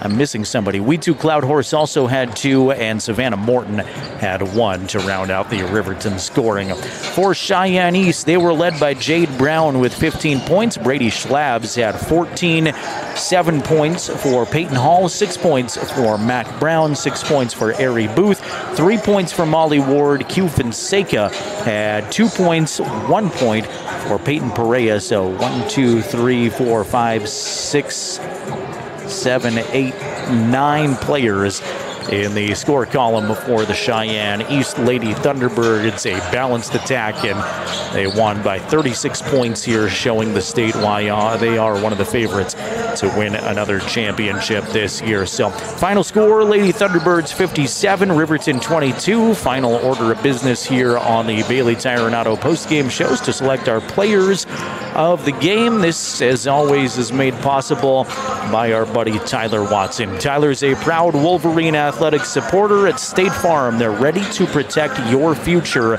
Give Tyler Watson and his fantastic staff a call next week, 856-4118, 856-4118. My wife and I just did some business with Tyler on the insurance side of things. He saved us a lot of money and gave us some fantastic customer service too. Tyler Watson can help you out, and he's a proud Wolverine supporter. Players of the game will give a nod to Lady Thunderbird since they were the victorious team. First, I want to give credit to Jade Brown. I thought the sophomore was simply fantastic. Led them in scoring with 15 points. Was just a beast on offensively and defensively the glass. Jade Brown, the East player of the game in their victorious effort. For the Lady Wolverines, tough not to go with Taylon Leesburg again. Leesburg leads this team with 8 points, did a lot of the intangible things, and I thought Taylon Leesburg very deserving of our Tyler Watson State Farm player of the game. Good bench efforts from Timbri Mathil and from Tatum Tyra, but ultimately I'm going to take Taylon Leesburg as our Tyler Watson State Farm player of the game. All right, we make the quick segue from Bailey Tire and Auto postgame show to Porter's tailgate show in just a couple of moments. We've got boys basketball coming up for you, and it's a big one. Number 1 Cheyenne East, number 3 Riverton, coming at you in just a few moments after this timeout on 105.1 Jack FM and County10.com.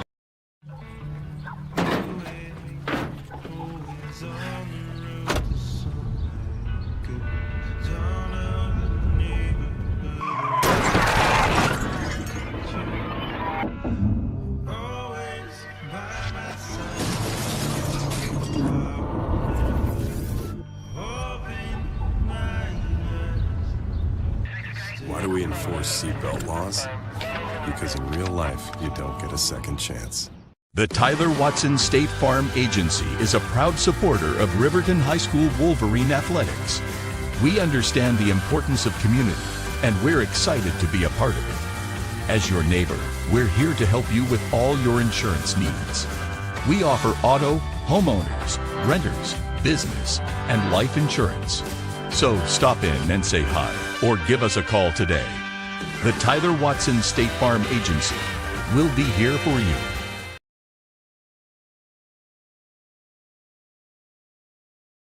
Construction is a local contractor dedicated to our community. We're proud to support our student athletes in every sport, on and off the field. We believe in hard work, crafting excellence, and building legacies, one project at a time. We bring your vision to life. Visit GoddardConstruction.com to see what we can create for you. Goddard Construction, building Fremont County, one project at a time. Northside Auto Body Shop in Lander is proud to support sports and student athletes for the 22-23 season. Northside Auto Body is a staple in the Lander community and is primarily engaged in automotive body, paint, and interior repair and maintenance. If you hit a deer or have a vehicle accident, Northside will get your repairs handled and accept all forms of insurance. Javi and the crew got you covered at Northside Auto Body Shop, 323 North 2nd Street, Lander.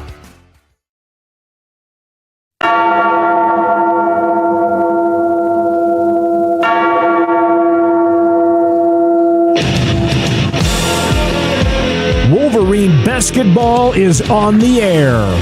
Let's go courtside with the voice of the Wolverines, Jared Anderson. And a very good Saturday afternoon to you. We are set for the final game of the Strannigan Classic, Riverton and Cheyenne East, in an all-ranked Wyoming High School basketball boys matchup East, the preseason favorite in the WyoPreps.com coaches and media poll, number 1 in the state. And Riverton is the number 3 ranked team in the preseason poll. East is 3-0 so far in this tournament. They beat Jackson on Thursday, 57-40. Knocked off Star Valley yesterday, 61-46. And earlier this morning, they dispatched the Lander Tigers at the LVHS Fieldhouse, 80-52. Riverton comes into the contest 2-1 in the tournament. They beat Sheridan on Thursday, 58-56. Knocked off Rollins on Friday, 68-64. But did lose to Cheyenne Central yesterday in a good game, 53-48. All 3 Riverton games so far have gone down to the wire, basically, and been very competitive. So an interesting one here, to say the least. East and Riverton coming at you in just a few seconds. Want to thank Porter's Supply Company. Didn't get the opportunity to have a very extended pregame show here in between games, but Porter's letting us chat about the boys matchup here. Porter's Supply Company at Federal Boulevard in Sunset in Riverton, your stove, spa, pellet headquarters. That's Porter's Supply Company in Riverton. Both teams will be introduced to the crowd here in just a few seconds, and we'll run down starting lineups as well. Cheyenne East are the defending state champions. They went 24-3 last year under head coach Rusty Horsley, who was back in his 6th year with the Thunderbirds. They'll come out like this. Number 3 is Brendan Bowman. Bowman gets the nod. Number 4 is Nathan Mirich. Mirich is, again, number 4. Number 10 is Camden Hostler.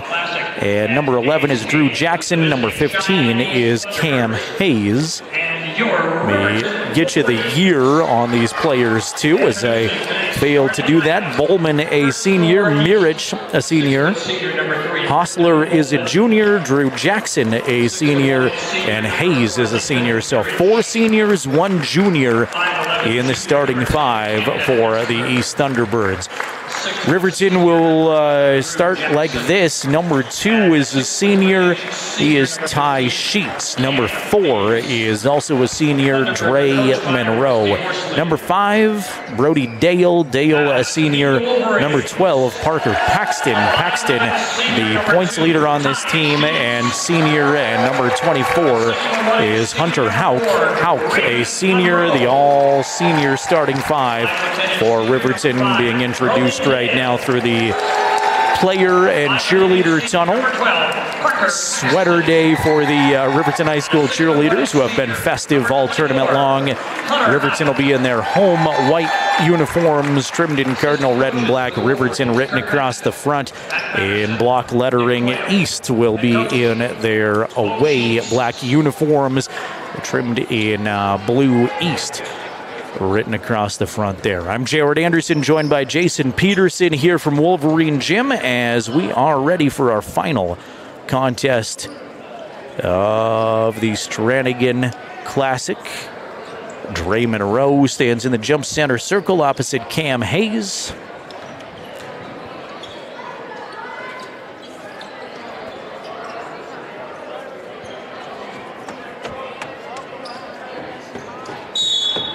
There's the whistle, and we are ready to go. Dre Monroe had it come basically right back down on top of him, and the official says we're going to re-jump. He jumped in the air, didn't get much of it, and then just kind of caught the jump ball. There's a better jump. Dre will win it in backcourt. Riverton will start offensively first. Brody Dale will give it to Monroe. Now right side, outside they go. Ty Sheets. Sheets waits for a cut, put it on the floor. Dribble shot off. Monroe had the first points of the game twice yesterday. We'll give it off to Hauk. Hauk, stop on the right side block. Good body control by Hunter. Lay it up and in. Hunter Hauk has 2, and Riverton's on the scoreboard first. Jackson will work it across the floor for Cheyenne East. Here's Bowman. Now back to Drew for 3. That's good. Drew Jackson now has 35 points on the day. He had 32 in the game this morning against Lander, and he opens the scoring for East. Dale's three is no good, off the mark, taken away by the Thunderbirds. Bowman slices through the lane. Offensive foul is going to be called in there to take it. Hunter Hauk. East foul, 3, Bowman. His first. So Hauk getting it done offensively and defensively there, drawing the charge, and has Riverton's 2 points so far, trailing 3-2 early on. 6:49 to play first quarter on the Fremont Chevrolet scoreboard.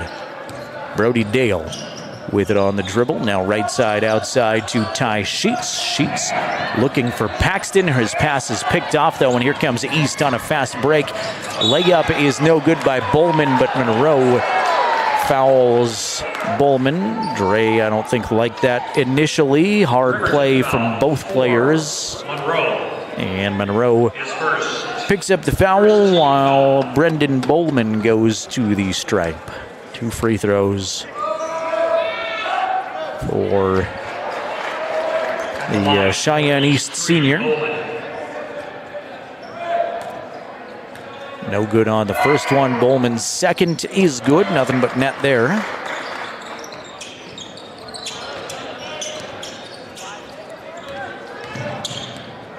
And here comes Parker Paxton slowly across the time stripe. Parker try to put a move on, off balance, scooping 2 is good. Parker Paxton's first bucket, and East wants to push tempo the other direction now. Drew Jackson in the midcourt center area. Sheets on him defensively. Wing it around to Hostler. Bowman now at the top. Hostler left side outside. Feed the paint for Hayes. Hayes' shot is blocked by Monroe. Here comes Parker. Riverton trailing by 1 early on with the ball after the blocked shot. Hauk at the top. Left side perimeter to Sheets. Ty will stop for a mid-range 2 and drain it.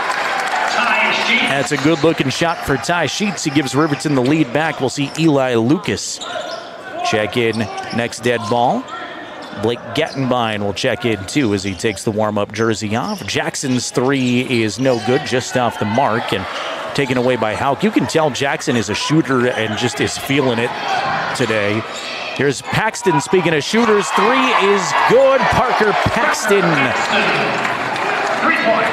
Paxton also fell to the ground after the shot. Nothing called. Hayes hangs in the air, can't get it to go. Parker will take away the basketball, looking to push the tempo. Riverton up 9-5. Paxton another 3. That doesn't draw anything, and it's out of bounds. Parker was feeling it last time, forced that one perhaps, and knew it, I think, as soon as he turned around. Sheets and Monroe check out. Gattenbein and Lucas are in. Eli was our Tyler Watson player of the game last night on the boys' side. Finished with just 4 points, but I thought he had so many of those intangible away from the basketball things. Just a physical player, took a charge, did a lot of great things defensively. There's Jackson soaring past a defender, lay it up, and Andrews got 5. 4 minutes, 33 seconds remaining in the first quarter.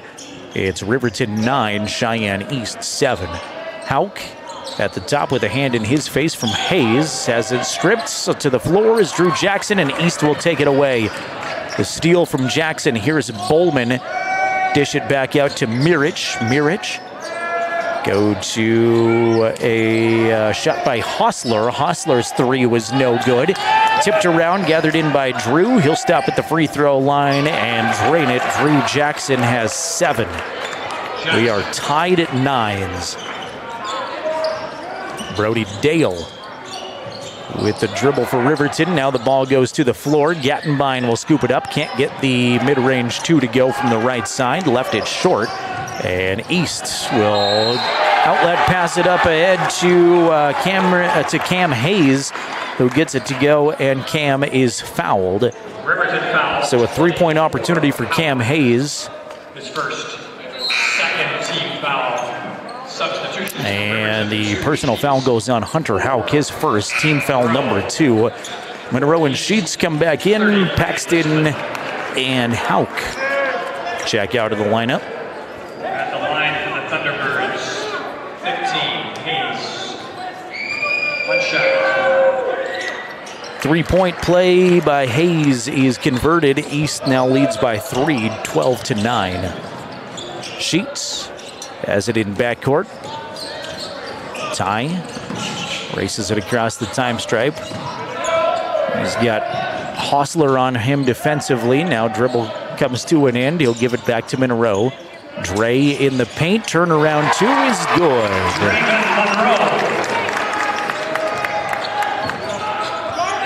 Cut the Wolverine deficit to 1.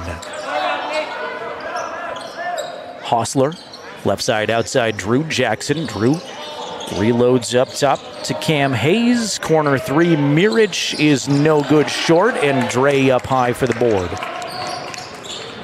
Here's Dale. Dale picks up the dribble. He's got Monroe up top. Monroe, dribble drives, spins in traffic, gets it to go. Soft touch, Dre Monroe gives Riverton the lead back. He's got the last 4. Hostler, right side around the perimeter. Now Jackson at the top. Sheets has done a good job on him defensively the last several times down. Open space, 3 is up and good from Cheyenne East. What is that? That's a newcomer, Kale Lissman. Lissman has just checked in, and he's got his first points for the T-Birds. There's Brody Dale athletically through the lane, gets it to go, and he's fouled. So Brody ties it up and has a chance to give Riverton the lead back here early on. 2:07 to play first quarter. We're tied at 15s. Aiden Kelly going to come in for the first time. We'll also see Hunter Hauk return as Gattenbein and Monroe come out.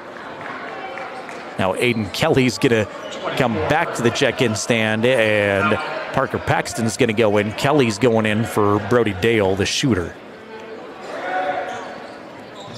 In and out on the free throw, so Aiden's going to have to wait until the next dead ball. Free throw no good. We're tied at 15 still. East basketball. Another newcomer in, Trayden Johnson for Cheyenne East. Bowman with it. Double teamed. Offensive foul is called. Nobody was quicker on that call than Wolverine head coach Bo Sheets. I think even before there was contact, Bo anticipated the offensive foul, pointed that way, and that's exactly what happened. Player control foul on Bowman, his second, and it's ball out of bounds to Riverton as full court pressure is set up by Cheyenne East. Aiden Kelly did finally get to check in. Sheets with it in backcourt. Hostler on him defensively, breaks the 10-second stripe. Now Kelly up top. Aiden dribbles around, watches the floor, but maintains that dribble the entire time. Sheets now soaring in, goes hard to the floor, can't get it to drop.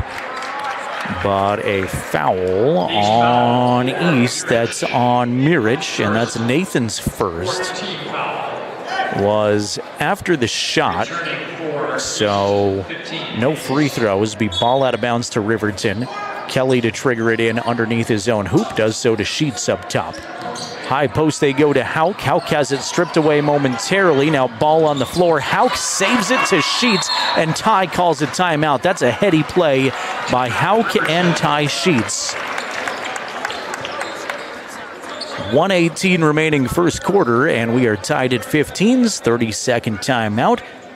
Right now, Drew Jackson, the game's leading scorer with 7. Parker Paxton, the leading scorer for Riverton with 5. Want to thank Wyoming 4x4, wishing all Fremont County athletes good luck. They're located north of Riverton. They're your one-stop shop for all your vehicle needs. From lifts to bumpers, bedliners, give Wyoming 4x4 a call. And thanks to Baldwin Creek Rental Center, they've got you covered from equipment, rental, party supplies, 675 Baldwin Creek Road in Lander. Stop by, see how they can help. They're proud to support youth sports in Fremont County.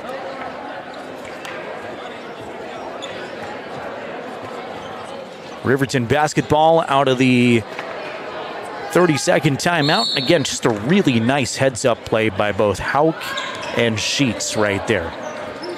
See if Riverton can capitalize with this possession. Here's Sheets, his pass is taken away. Lissman is there to grab it. Mirich, double teamed, kick it out for 3. That's no good.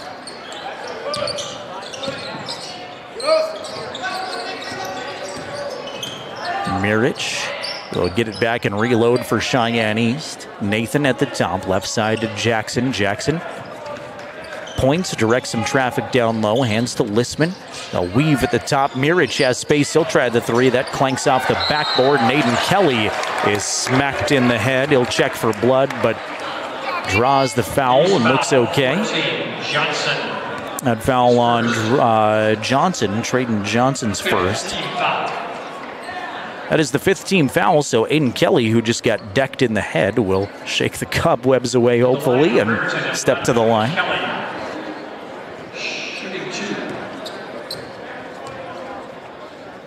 Aiden's first is good. Riverton takes the lead back. 16-15. And one more free throw for the junior.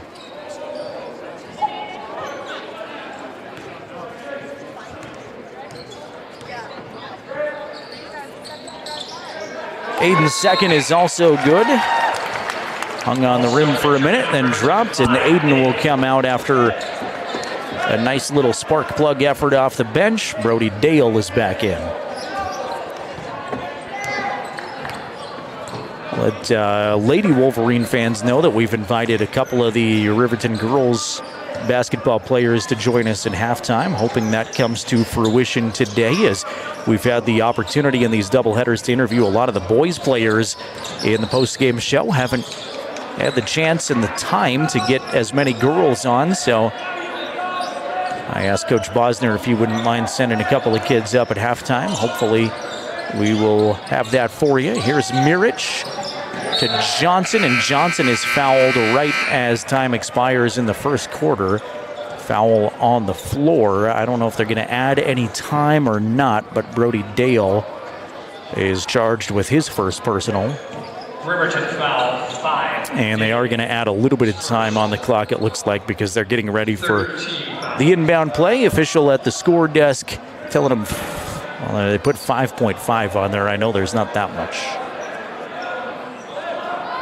I think he's asking for 0.5, and now they have 5 seconds. There's 0.5. Just enough time for a tip-in chance here as Mirich will inbound under his own hoop. There's a 3 at the buzzer, no good on the catch and shoot from Cam Hayes. So after one, Wolverines lead the number 1 team in the state, 17-15. Come on back with us for the second quarter in 1 minute. You're watching the Wolverines on county10.com and listening to 105.1 Jack FM. This guy was driving way over the speed limit. Look at the damage. This guy was going a lot over the speed limit. Look at the damage. This guy was going a little over the speed limit. Look at the damage.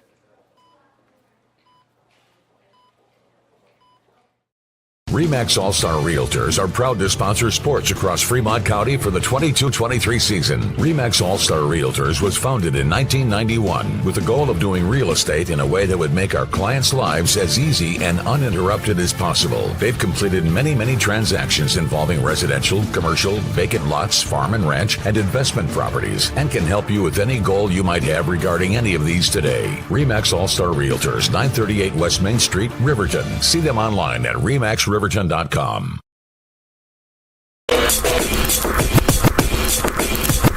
Coverage of the Strannigan Classic continues now on 105.1 Jack FM and county10.com. Second quarter underway. Riverton on top of East by a bucket, 17-15 on the Fremont Chevrolet scoreboard. It's East basketball here as we're back to action. 3 is up and good for Cam Hayes.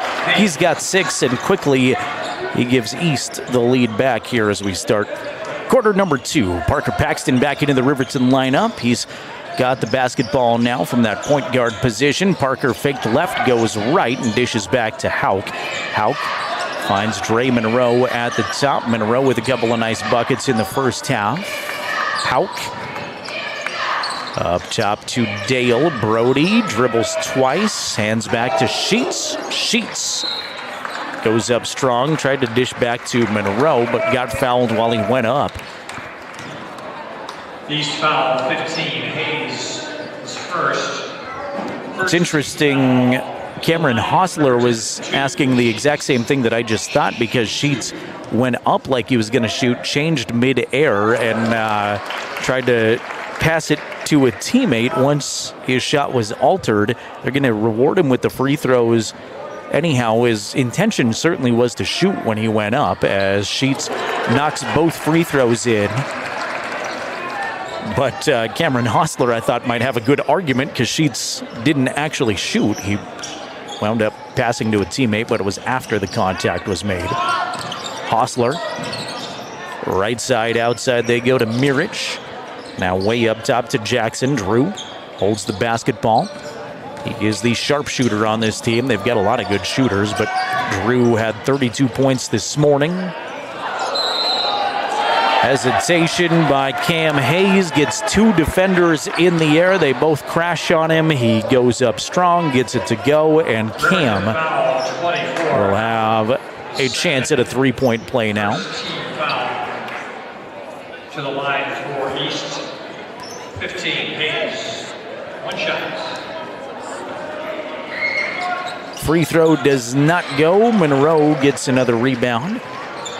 East with the 1-point advantage, 20-19, 6:35 to play second quarter here on the Fremont Chevrolet scoreboard. Jared Anderson with you here. Jason Peterson running the camera and technical producing from Wolverine Gym. Dale up top to Parker Paxton. Paxton for 3. Got it.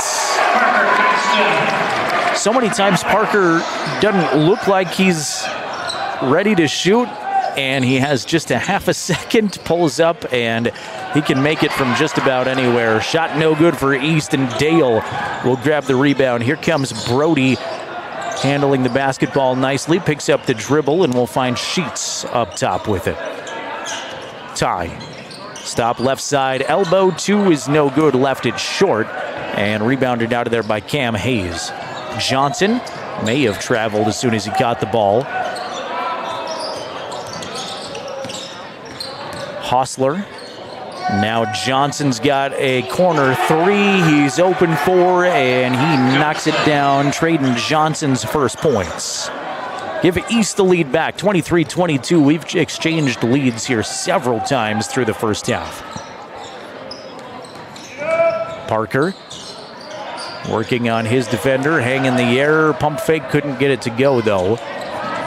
Baseball pass down the floor will go out of bounds as Cam Hayes rolls into the baseline cheerleaders. Out of bounds off of him. Riverton 0, Canton line. 30, Lucas. Lucas and Gattenbein return to the Riverton rotation. Ty still looking in backcourt, now gets it to Brody Dale. Dale with no hesitation, full sprint into the front court, is pushed and fouled. Trying to keep up with him was his defender Lissman. And Kale picks up his first personal, actually his second. Second team foul. Second team foul. Paxton. On the dribble near the midcourt center area. Parker try to go down the lane, scoops it out to Ty for 3, knock it down. Paxton to Sheets for 3. 3 points. Give Riverton the lead back, 25-23. Drew Jackson behind the back pass to Mirich. Mirich spin at the angle, now give it away to Hostler, who Had it partially rejected. A tie-up on the loose ball. Possession arrow favors Riverton.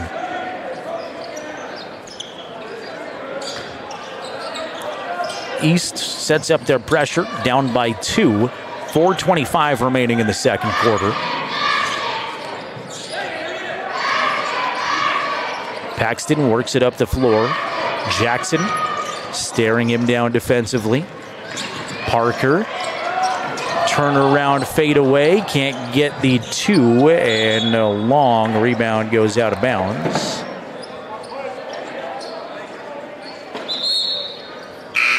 Returning for Riverton 4, Monroe 24. Monroe and Hauk return to the Riverton lineup.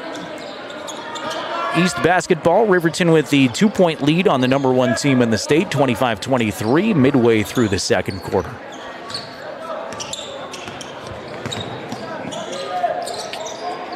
Cayman Hostler. Right side to Nathan. Mirich backing in now. 3 from the top is good again. Cam Hayes is the first player in the game in double digits with 11. Cam gives East a 1-point lead. Parker Paxton, answer 3 is no good, and Hayes is there for the rebound up ahead to Jackson. Jackson, the distance, roll it in on the right side. Drew Jackson is not only a good shooter, he's also quick. And East has built a 3-point advantage at 28-25. Sheets hit a 3 a couple possessions ago with the basketball, wanted to find Paxton, goes out of bounds. Athletics Director Reggie Miller will push it back in. Returning from Riverton 5. Brody Dale comes in. Ty Sheets will take a seat.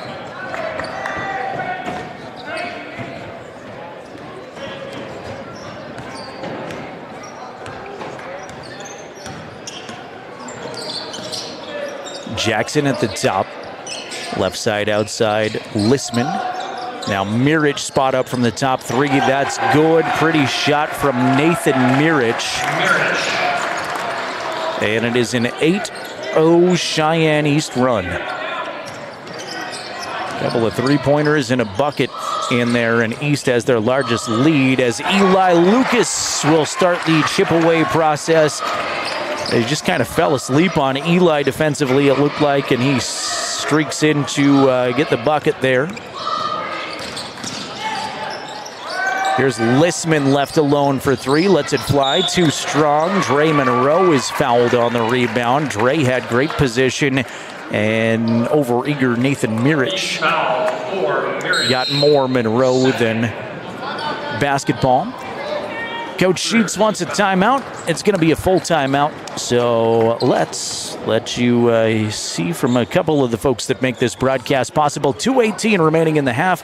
It's Cheyenne East 31, Riverton 27. Back in a minute on County10.com and Jack FM. John Shade, your Edward Jones financial advisor. Financial investments are very important, but so are the investments of time, patience, and encouragement of our young athletes from their coaches, teachers, and mentors. That's why Edward Jones is a proud sponsor of the Lander Tigers on KOVE. Call John Shade or stop by my office at 824 West Main Street for all your investment needs. Edward Jones, making sense of investing. Member SIPC. Elevate Rehab's founding principle on you is evident from your first visit to the last. Our practice model ensures treatment as you deserve, a private one-on-one session with a licensed therapist the entire visit, every visit. All therapists hold advanced credentialing, including 2 certified hand therapists, an orthopedic clinical specialist, an MDT therapist, as well as pelvic floor and pregnancy rehab offerings. With over 100 years of combined experience between our 7 clinicians, Elevate is your ticket to health. Find us in Lander, DuBois, and visit our website or Facebook page. Choose Elevate Rehab to elevate your outcomes.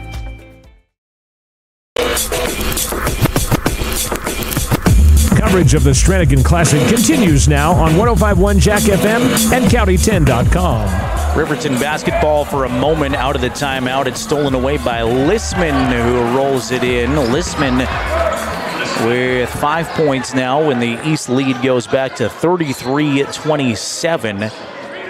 Cheyenne East has been up by a 6-point margin a couple of times. That's their largest. Here's Paxton, get by one defender. Can't finish the shot, but he's fouled on that help side defense. East foul 10. Hassler, his first, fourth team foul. Hostler To the line for Riverton, 12. picks up his first. Shooting 2.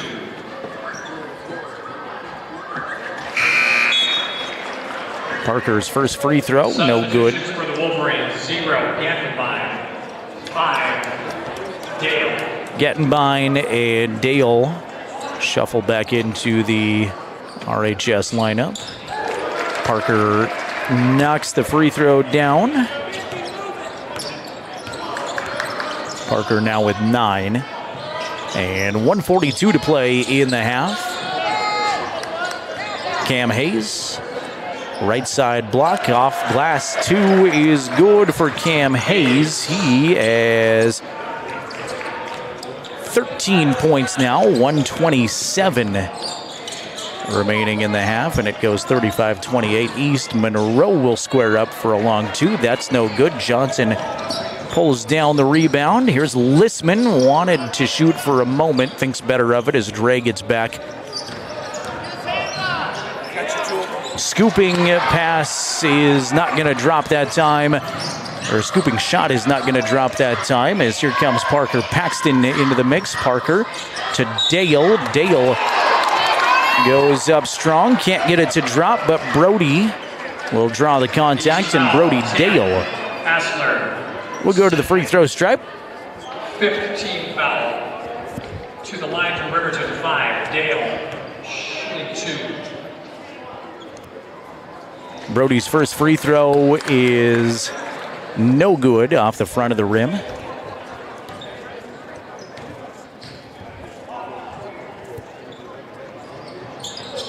Second one will also not drop. So Riverton's shooting has gone a little bit colder here as the second quarter continues to unfold. 47 seconds remaining in the half. 3 by Lissman is good, and Kale is just lighting it up at this point. He's got 8 points. And East's lead grows to 10. 38-28, 28 seconds remaining in the half, and they're looking for more. Drew Jackson, the steal, the distance, lay it up and in. Drew Jackson now in double digits. He's got 11. Quite the late surge from number 1 Cheyenne East here in the second half. See if Riverton can find any momentum before we go into the locker room in 5 seconds. Paxton tried to muscle up a tough shot that did not go, and that will take us to the intermission. So at the break, your score on the Fremont Chevrolet scoreboard, it's Cheyenne East 40. Riverton Wolverines 28. We will take a timeout. The Buckle Up for Life Wyoming halftime show coming up here in just a couple of moments, and we'll chat with a couple of Riverton Lady Wolverines at the intermission. Once again, at the break, it's Cheyenne East 40, Riverton 28. Buckle Up for Life Wyoming halftime show coming up here in just a couple of minutes on 105.1 Jack FM and County10.com. Mountain View Supply, your local experts in fire and water. We got everything you need for new installs to accessories, and don't forget our great selection of stoves, grills, and spas. We've been serving Wyoming for over 40 years, so you know you can trust us for quality products and expert service. Visit portersmbs.com or stop by our Riverton or Casper locations today. Porter's Mountain View Supply, located on 750 East Sunset Drive in Riverton.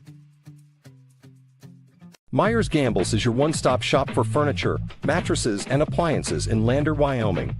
We have an unbeatable selection of furniture for your living room, bedroom, and dining room. Plus, we have the latest trends in home furnishings. Our mattresses are comfortable and affordable, and our appliances are built to last. Whether you're looking for a new TV, sofa, or refrigerator, we have the perfect finish, style, and function for your home. Visit us at 420 Main Street in Lander, or check out our website, landergambles.com.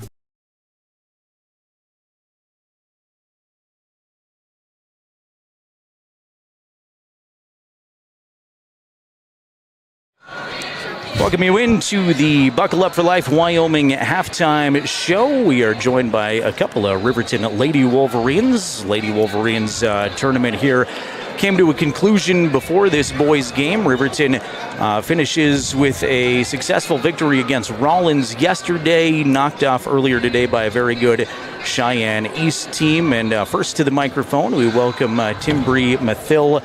I've screwed up your last name a couple of different times. I've had fans in the crowd. It's Mathil, right? Yeah, it's okay. Mathil. All right. Good to know. So, Timbri, first of all, thanks for joining us here at the halftime show. Your thoughts overall on this tournament? You got a whole bunch of games in. How you feeling after 4 games in 3 days? Honestly, really tired. You know, us sophomores, we have to play both JV and varsity. So we had like 6 quarters per team that we played.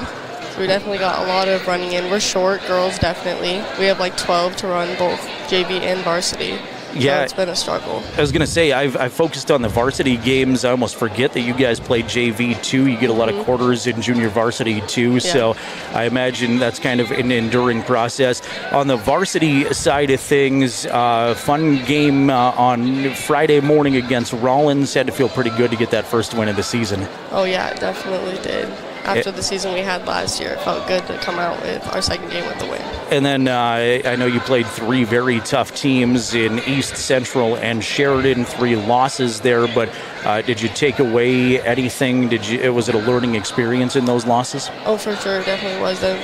We played like really good teams like coming in the tournament, which we weren't like expecting to. Like normally like home court advantage, we wanted to get like a different start, like a different look at like easier teams, but definitely playing like harder teams, we got a lot to like take away from.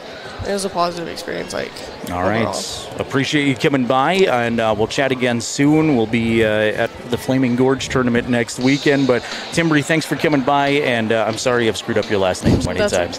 All right, Timbri Mathil will pass the headset over to another Lady Wolverine sophomore. Tatum Tyra joins us on the microphone. And Tatum, thanks so much for joining us at halftime. How are you feeling after all of these games in 3 days? I'm feeling pretty wore out, but I have a lot of high hopes for the season. I think we're going to have a good season. We love our new coach.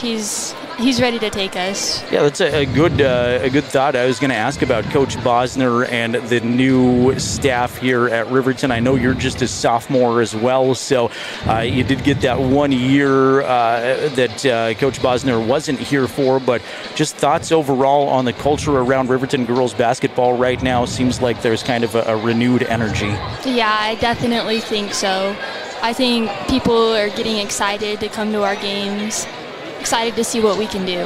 What does fan support mean to you? I know we're really early in the season and we'll be back here again in January for home games, but what would it mean to have a big crowd and a lot of Lady Wolverine supporters this year? I think it would mean a lot. I think it would mean a lot to our team to know that we have our town backing us and just all the support from the town. All right, you go to the Flaming Gorge tournament next weekend. There's JV action in Green River Rock Springs too, right? So another busy weekend for you both there. But your expectations and goals going into the next week? We hope to come out with some more wins, and we just have a lot of more personal goals to improve, like our play and our offense and just all around. Perfect. Well, congratulations. You both had some great moments there. It was fun to watch both of you, and can't wait for more basketball. Timbri Mathil, Tatum Tyra, thank you both for being here on the halftime show. Thank you. All right. We appreciate both Lady Wolverine youngsters for stopping by. Thank you. And we'll chat with both of them again soon here. This is the Buckle Up for Life Wyoming halftime show. Again, at the half, it's the Cheyenne East boys 40, Riverton 28. We'll take a quick time out. When we come back, we will recap some first half scoring numbers in this boys contest and get you set for the second half of basketball here on County10.com and 105.1 Jack FM.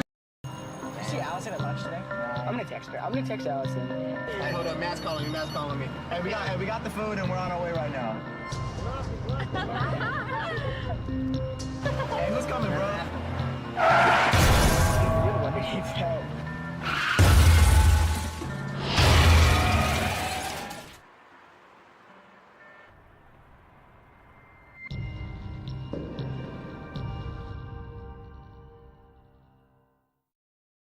At Eyes on Fremont, we know that good vision is about more than just seeing clearly. That's why we're dedicated to providing expert eye care for the whole family. From children's exams to contacts, LASIK to glaucoma treatment, we're here to help. We accept most insurance plans, and our experienced team will make sure you feel right at home. Schedule an appointment today at 111 South Broadway in Riverton, or give us a call at 307-856-9000. Visit WyomingEyes.net to learn more.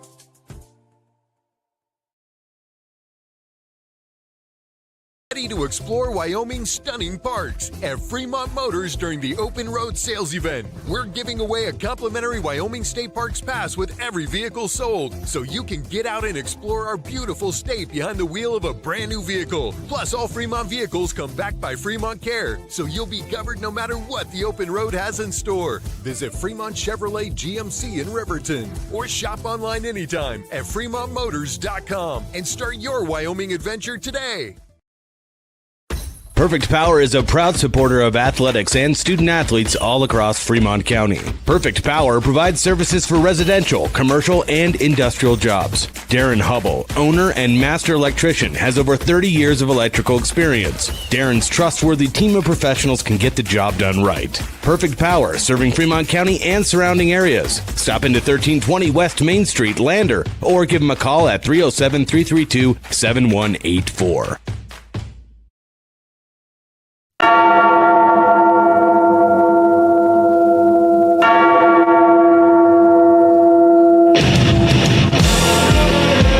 Wolverine basketball is on the air.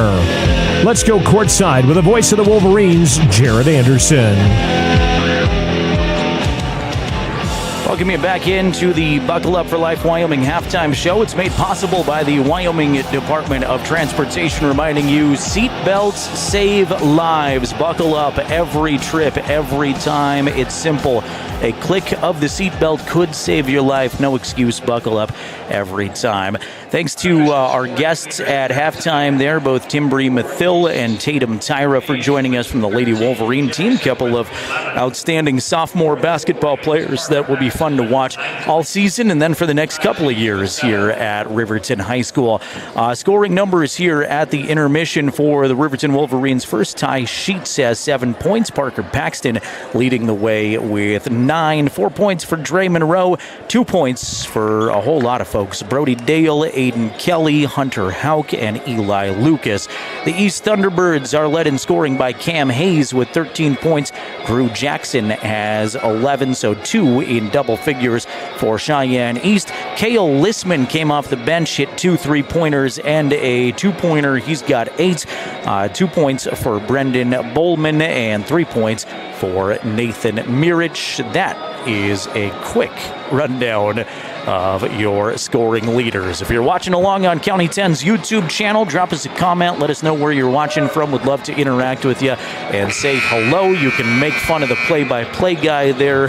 You can provide your input in that chat conversation. Love chatting with you and bringing your thoughts to the broadcast as well. Thanks again to Wyoming Department of Transportation for their Buckle Up for Life Wyoming halftime show. The third quarter is ready to roll, and so are we. It's Cheyenne East basketball here. Late surge in the second quarter gives Cheyenne East this 12-point advantage. It is their largest of the game. Riverton led by 2 to open the second quarter. We're outscored by 14. Again, we're trying to work on our video issues. For those of you on the County 10 stream, we will be right here on 105.1 Jack FM for the radio coverage in the interim. But as a person who's totally incapable of doing 2 things at once, I apologize if I'm not describing the game as accurately. 5:40 remaining third quarter. It's a 10-point Cheyenne East advantage, 42-32. Riverton basketball out of the timeout. Brody Dale has it at the top. Give it to Ty Sheets. Right side outside to Parker Paxton. Paxton's got Jackson on him defensively now. Behind the back dribble. And hands back to Ty Sheets. Running off glass 2 for Hauk is no good. Put back try by Hauk is no good. And a foul on the rebound is going to go against Monroe. Riverton foul, 4. That is the third on Dre Monroe. Second team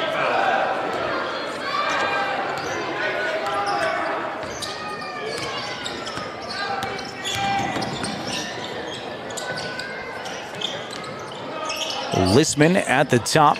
Right side, outside Jackson. Apologize if you're on the stream for our technical difficulties. I'm told, hopefully, that they are slowly resolving as push foul underneath on Lissman. Again, there's 4:53 remaining third quarter. East is on top of Riverton 42-32. Returning for East, 14, Johnson. For Riverton, 30, Lucas. Eli Lucas returns to the Riverton lineup.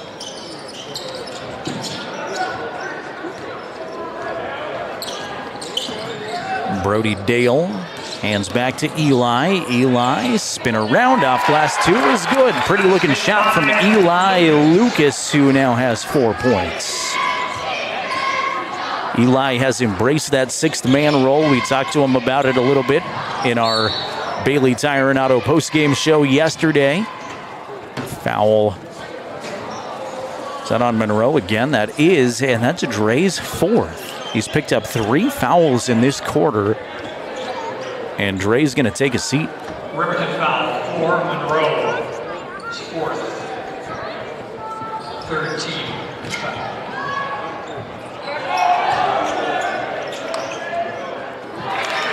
Shot up and good from Johnson. Johnson has 5, and he'll give East a 10-point cushion again with 4:10 to play in the quarter. Now Parker is stripped to the basketball, taken away by Hostler. Kamen will outlet up ahead to Jackson with a hand in his face. Long 2 is no good. Brody Dale with good defensive coverage. And here comes Brody trying to force the issue. Left side block, can't get it, gets his own rebound. Will hand back to Paxton, who can't get the shot to go. Parker gets his own rebound, though. Parker forces up a tough one and drains it. Parker Paxton. He had a hand right in his face, and when he let it go, I thought, no way. Parker proved me wrong. Right side, outside. It's Bowman now up top to Hostler. Mirich off a screen with the basketball. Keep it hot around the perimeter now. Jackson with sheets on him defensively. Ty's done a great job since the first quarter shutting him down defensively. Mirich 3 is no good. Now Parker with numbers to Sheets off glass 2. Good. Ty's got double digits. What a pass from Parker Paxton.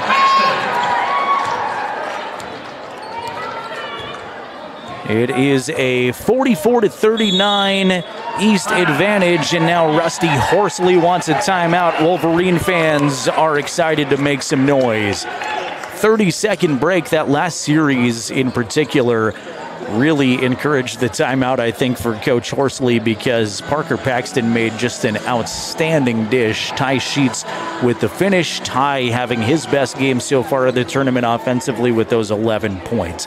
Want to thank Elevate Rehab in Lander, offering comprehensive physical therapy. They have a variety of services. Elevate your ticket to health. Good luck to all student athletes from Elevate Rehab on East Main and Lander.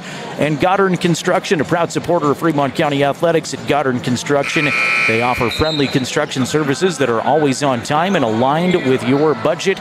Construction services that are on time are hard to come by, in my experience, and Goddard Construction, some of the best around. We appreciate them making these broadcasts possible.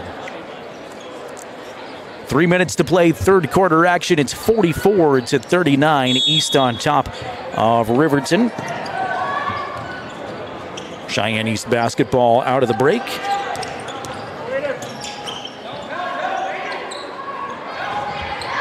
Cheyenne East took their first time out of the half there.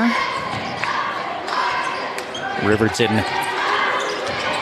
has all their timeouts, so we'll add them back on to the ticker. Eli Lucas with the steal, floating in the lane, gets it to drop. Lucas with good body control, and he's got 2 more for the Wolverines.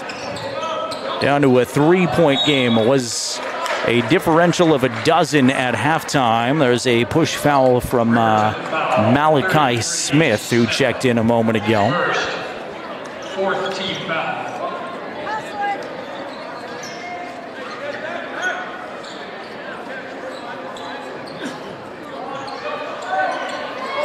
Right side, outside with it is Hostler.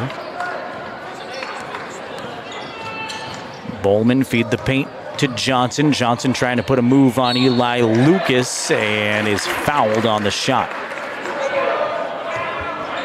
Riverton foul, 30. Eli's first. And for Trayden Johnson, his first free throw is coming up. East 14, Johnson. 2 shots. Johnson's first is good.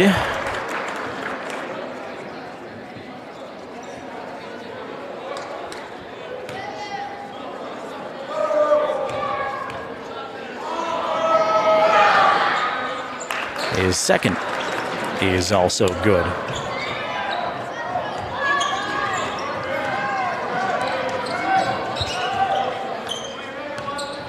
Parker, pull up for 3, leaves it short. Long rebound comes out to Jackson. Drew wants to run with it. Now we'll slow up and wait for his teammates. Mirich square to the basket as Smith on him defensively. Malachi Smith plays a lot of JV ball as well, but when he's in the varsity lineup is probably the tallest guy on that Riverton roster. At the top, Mirich, 3, got it. Nathan Mirich with his second triple of the game, and Cheyenne East on a 5-0 run after Riverton got back to within 3. Here's Paxton, runner, left side block, off the glass, good. Made a good adjustment midair, too. Ball kind of got hung up on his hip, and while he was in the air, was able to regather it in. Jackson uses a screen that is illegal. East foul, 10, Hassler. Came in Hostler, moving during the pick, and it will be Wolverine ball as one of the officials chatting over that screen with Coach Horsley.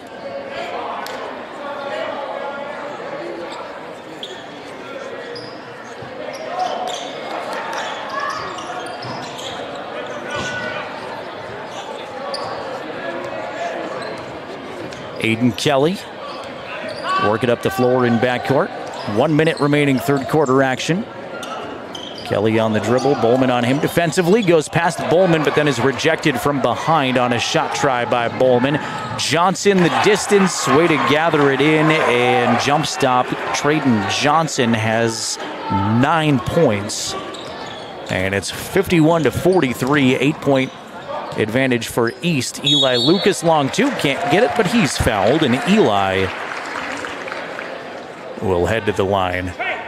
East foul, 14. Lucas has his best offensive effort of the tournament so far. To the line for Riverton, 30, Lucas. It'll be interesting to see the future of this Strannigan Classic, because Coach Sheets said openly after the game last night that he's pushing for this to turn into a true bracketed style tournament instead of just the round robin. Returning for Riverton, 5, Dale. Said he'd like to get all these games in, but would like it if it was a tournament where you could declare a champion. Eli knocks both shots down. He's got 8 on the evening. East advantage is 6. They led by 12 to start the quarter. 28 seconds remaining in the third. East playing catch at the top, a long way away from the basket. Hostler now take it on the run. Just like REO Speedwagon. Left side, outside is Bowman. Mirich, Hauk on him defensively. 2 is no good. Fight for the rebound at the buzzer. Comes away to Riverton. And after 3, things tighten up a little bit more. Cheyenne East leads Riverton still, but it's a 6-point game, 51-45. Come on back for the final 8 minutes with us. Should be a fun fourth quarter. You're watching the Wolverines on county10.com and listening on 105.1 Jack FM. County 10 is your Fremont County news leader. We're everywhere. On the web, mobile, social, and on your radio dial, with all the news you need to feel connected. From sports to board meetings and community features, we work hard to bring you all the latest updates you care about. Visit us today at county10.com. County 10, community connected.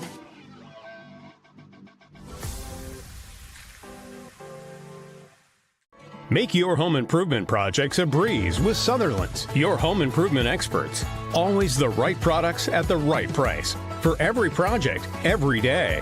You can shop and pay online at Sutherlands.com, and we'll get it ready for easy in-store pickup. With the tools and the know-how, you can count on Sutherland's for any job.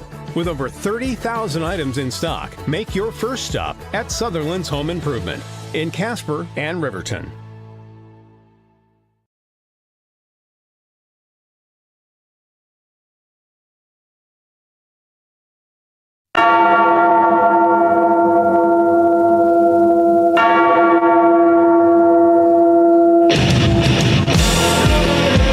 Wolverine basketball is on the air. Let's go courtside with the voice of the Wolverines, Jared Anderson. The fourth and final quarter has started here from the Strannigan Classic. Riverton trailing Cheyenne East 51-45. Riverton basketball here as we resume action. Tie up, possession arrow will favor Cheyenne East, and that Riverton possession short-lived as they will go right back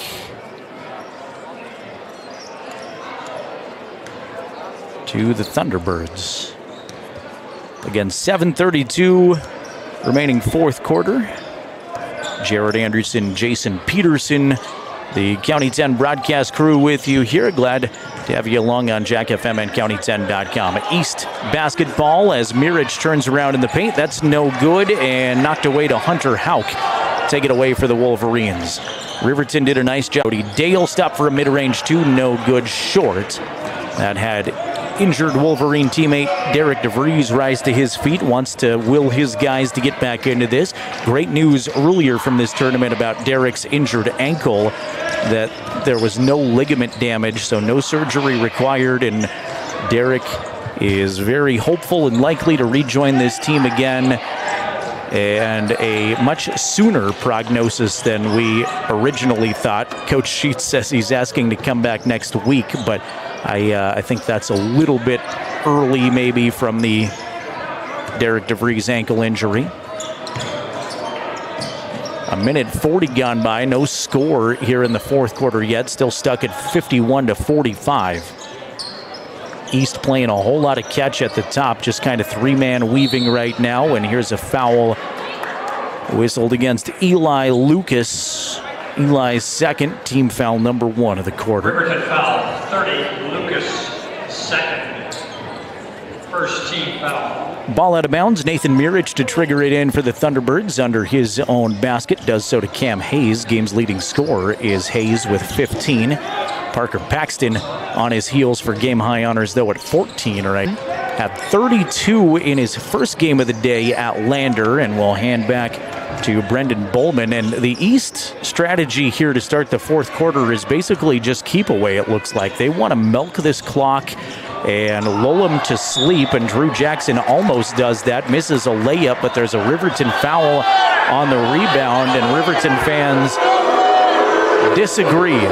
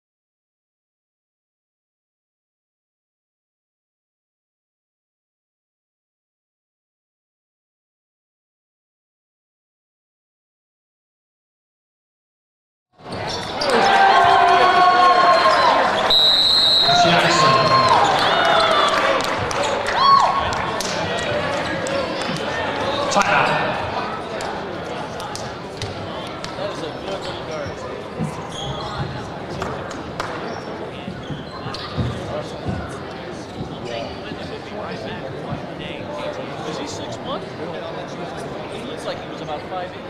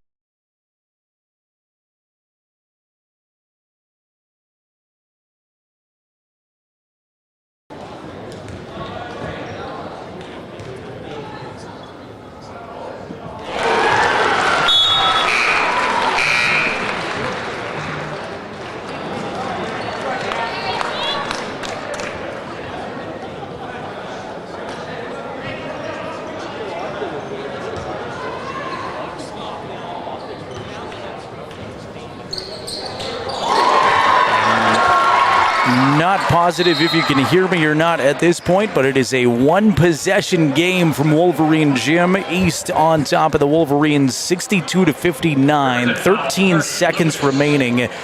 And free throws are coming up for Cheyenne East here as Mirich will shoot twice.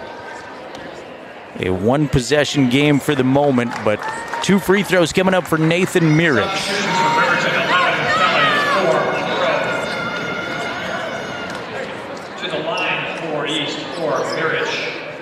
Nathan Mirich has 7 points on the evening, and obviously a couple of big free throws coming up from him right now. 62-59, the Cheyenne East advantage. Nathan's first free throw is no good off the front of the rim.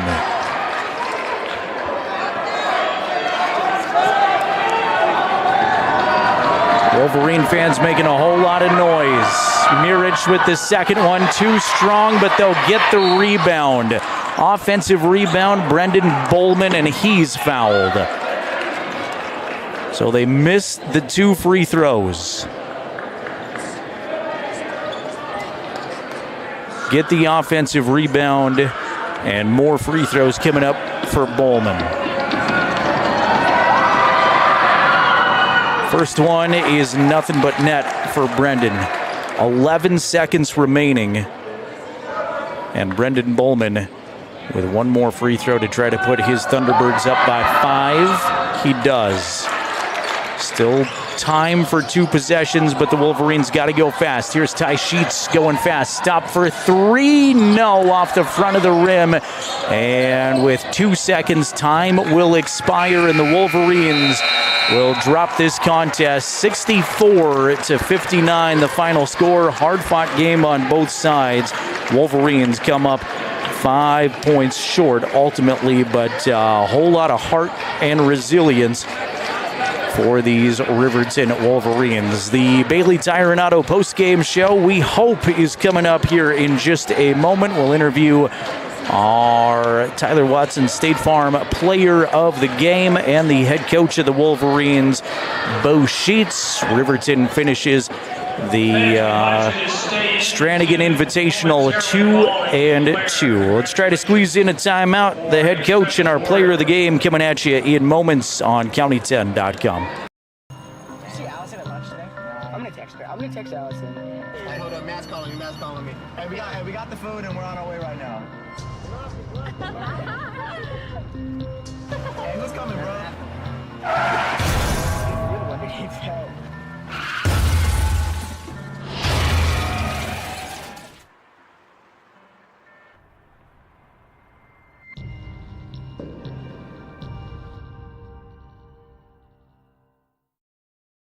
At Eyes on Fremont, we know that good vision is about more than just seeing clearly. That's why we're dedicated to providing expert eye care for the whole family. From children's exams to contacts, LASIK to glaucoma treatment, we're here to help. We accept most insurance plans, and our experienced team will make sure you feel right at home. Schedule an appointment today at 111 South Broadway in Riverton, or give us a call at 307-856-9000. Visit WyomingEyes.net to learn more.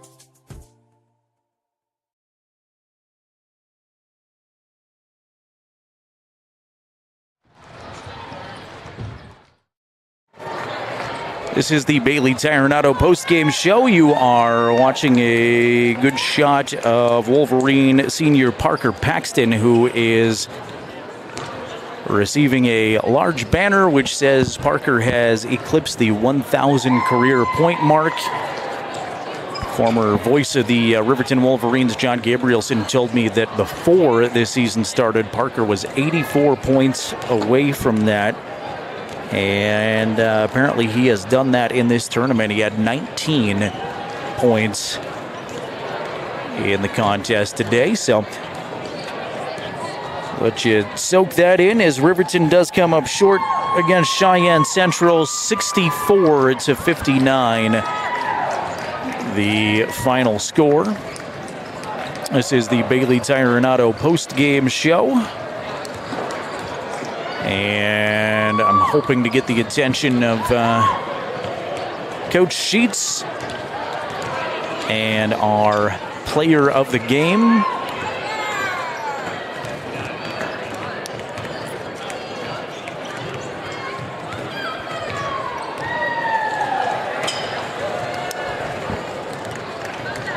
Ty Sheets is coming up here. We've got a direct you right there, Ty. Our Tyler Watson State Farm player of the game is Ty Sheets. And Ty, congratulations on a great effort. I'm sure you traded for a win, but hard-fought game against those Cheyenne teams. This is a good East squad. How you feeling right now? I wish, we would have got that box out at the end. That one's on me, but we played a good game, missing a good player of ours, and we'll see him again in 3 weeks, and I hope the outcome's different. Yeah, how about this tournament as a whole? 4 games in 3 days. Everybody feeling pretty tired right now to start the year?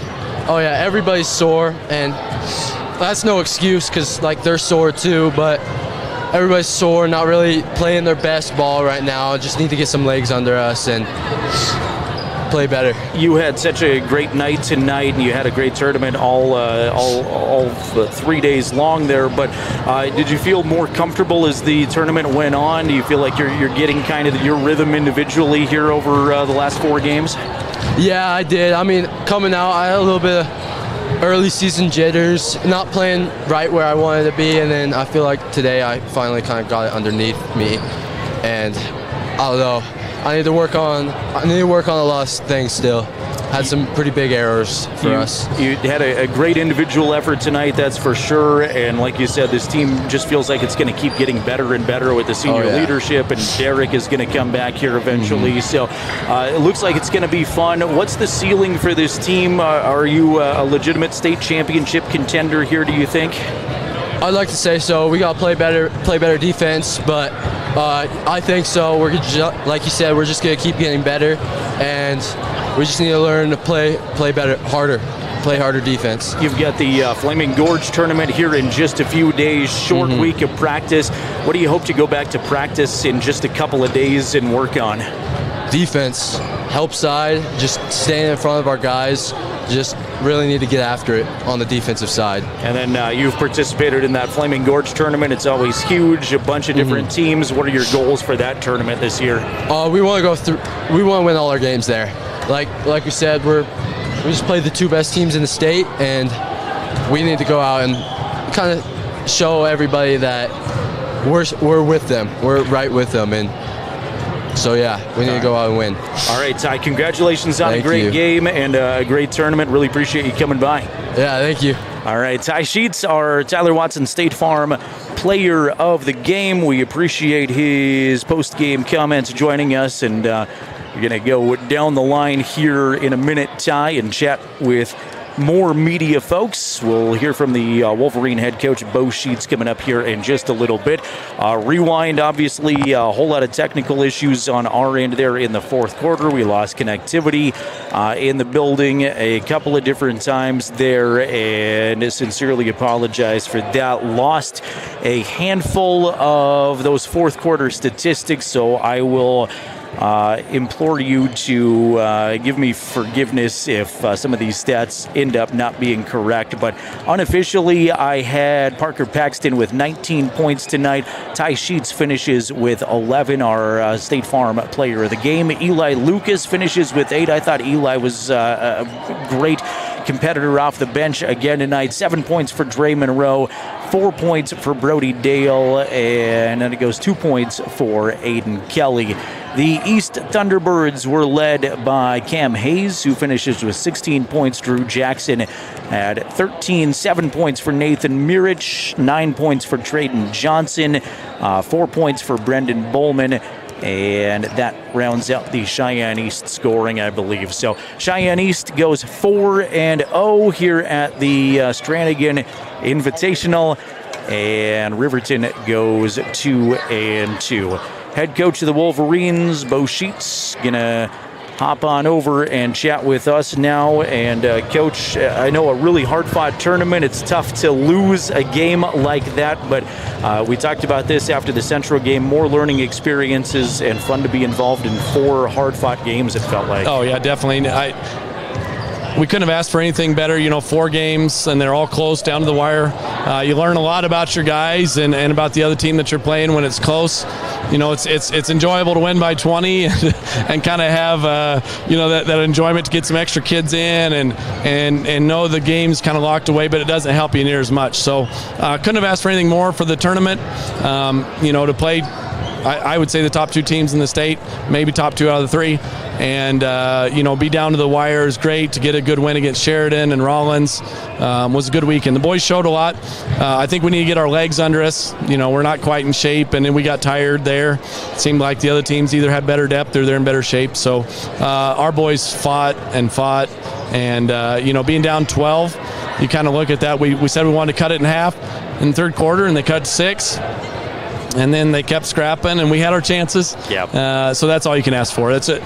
Tip your hat to East. They're a really good team. Yeah, I like the never say die attitude, though. The fight there in the second half was great. This is more of a career question for Parker Paxton. We just saw him get his 1,000-point banner.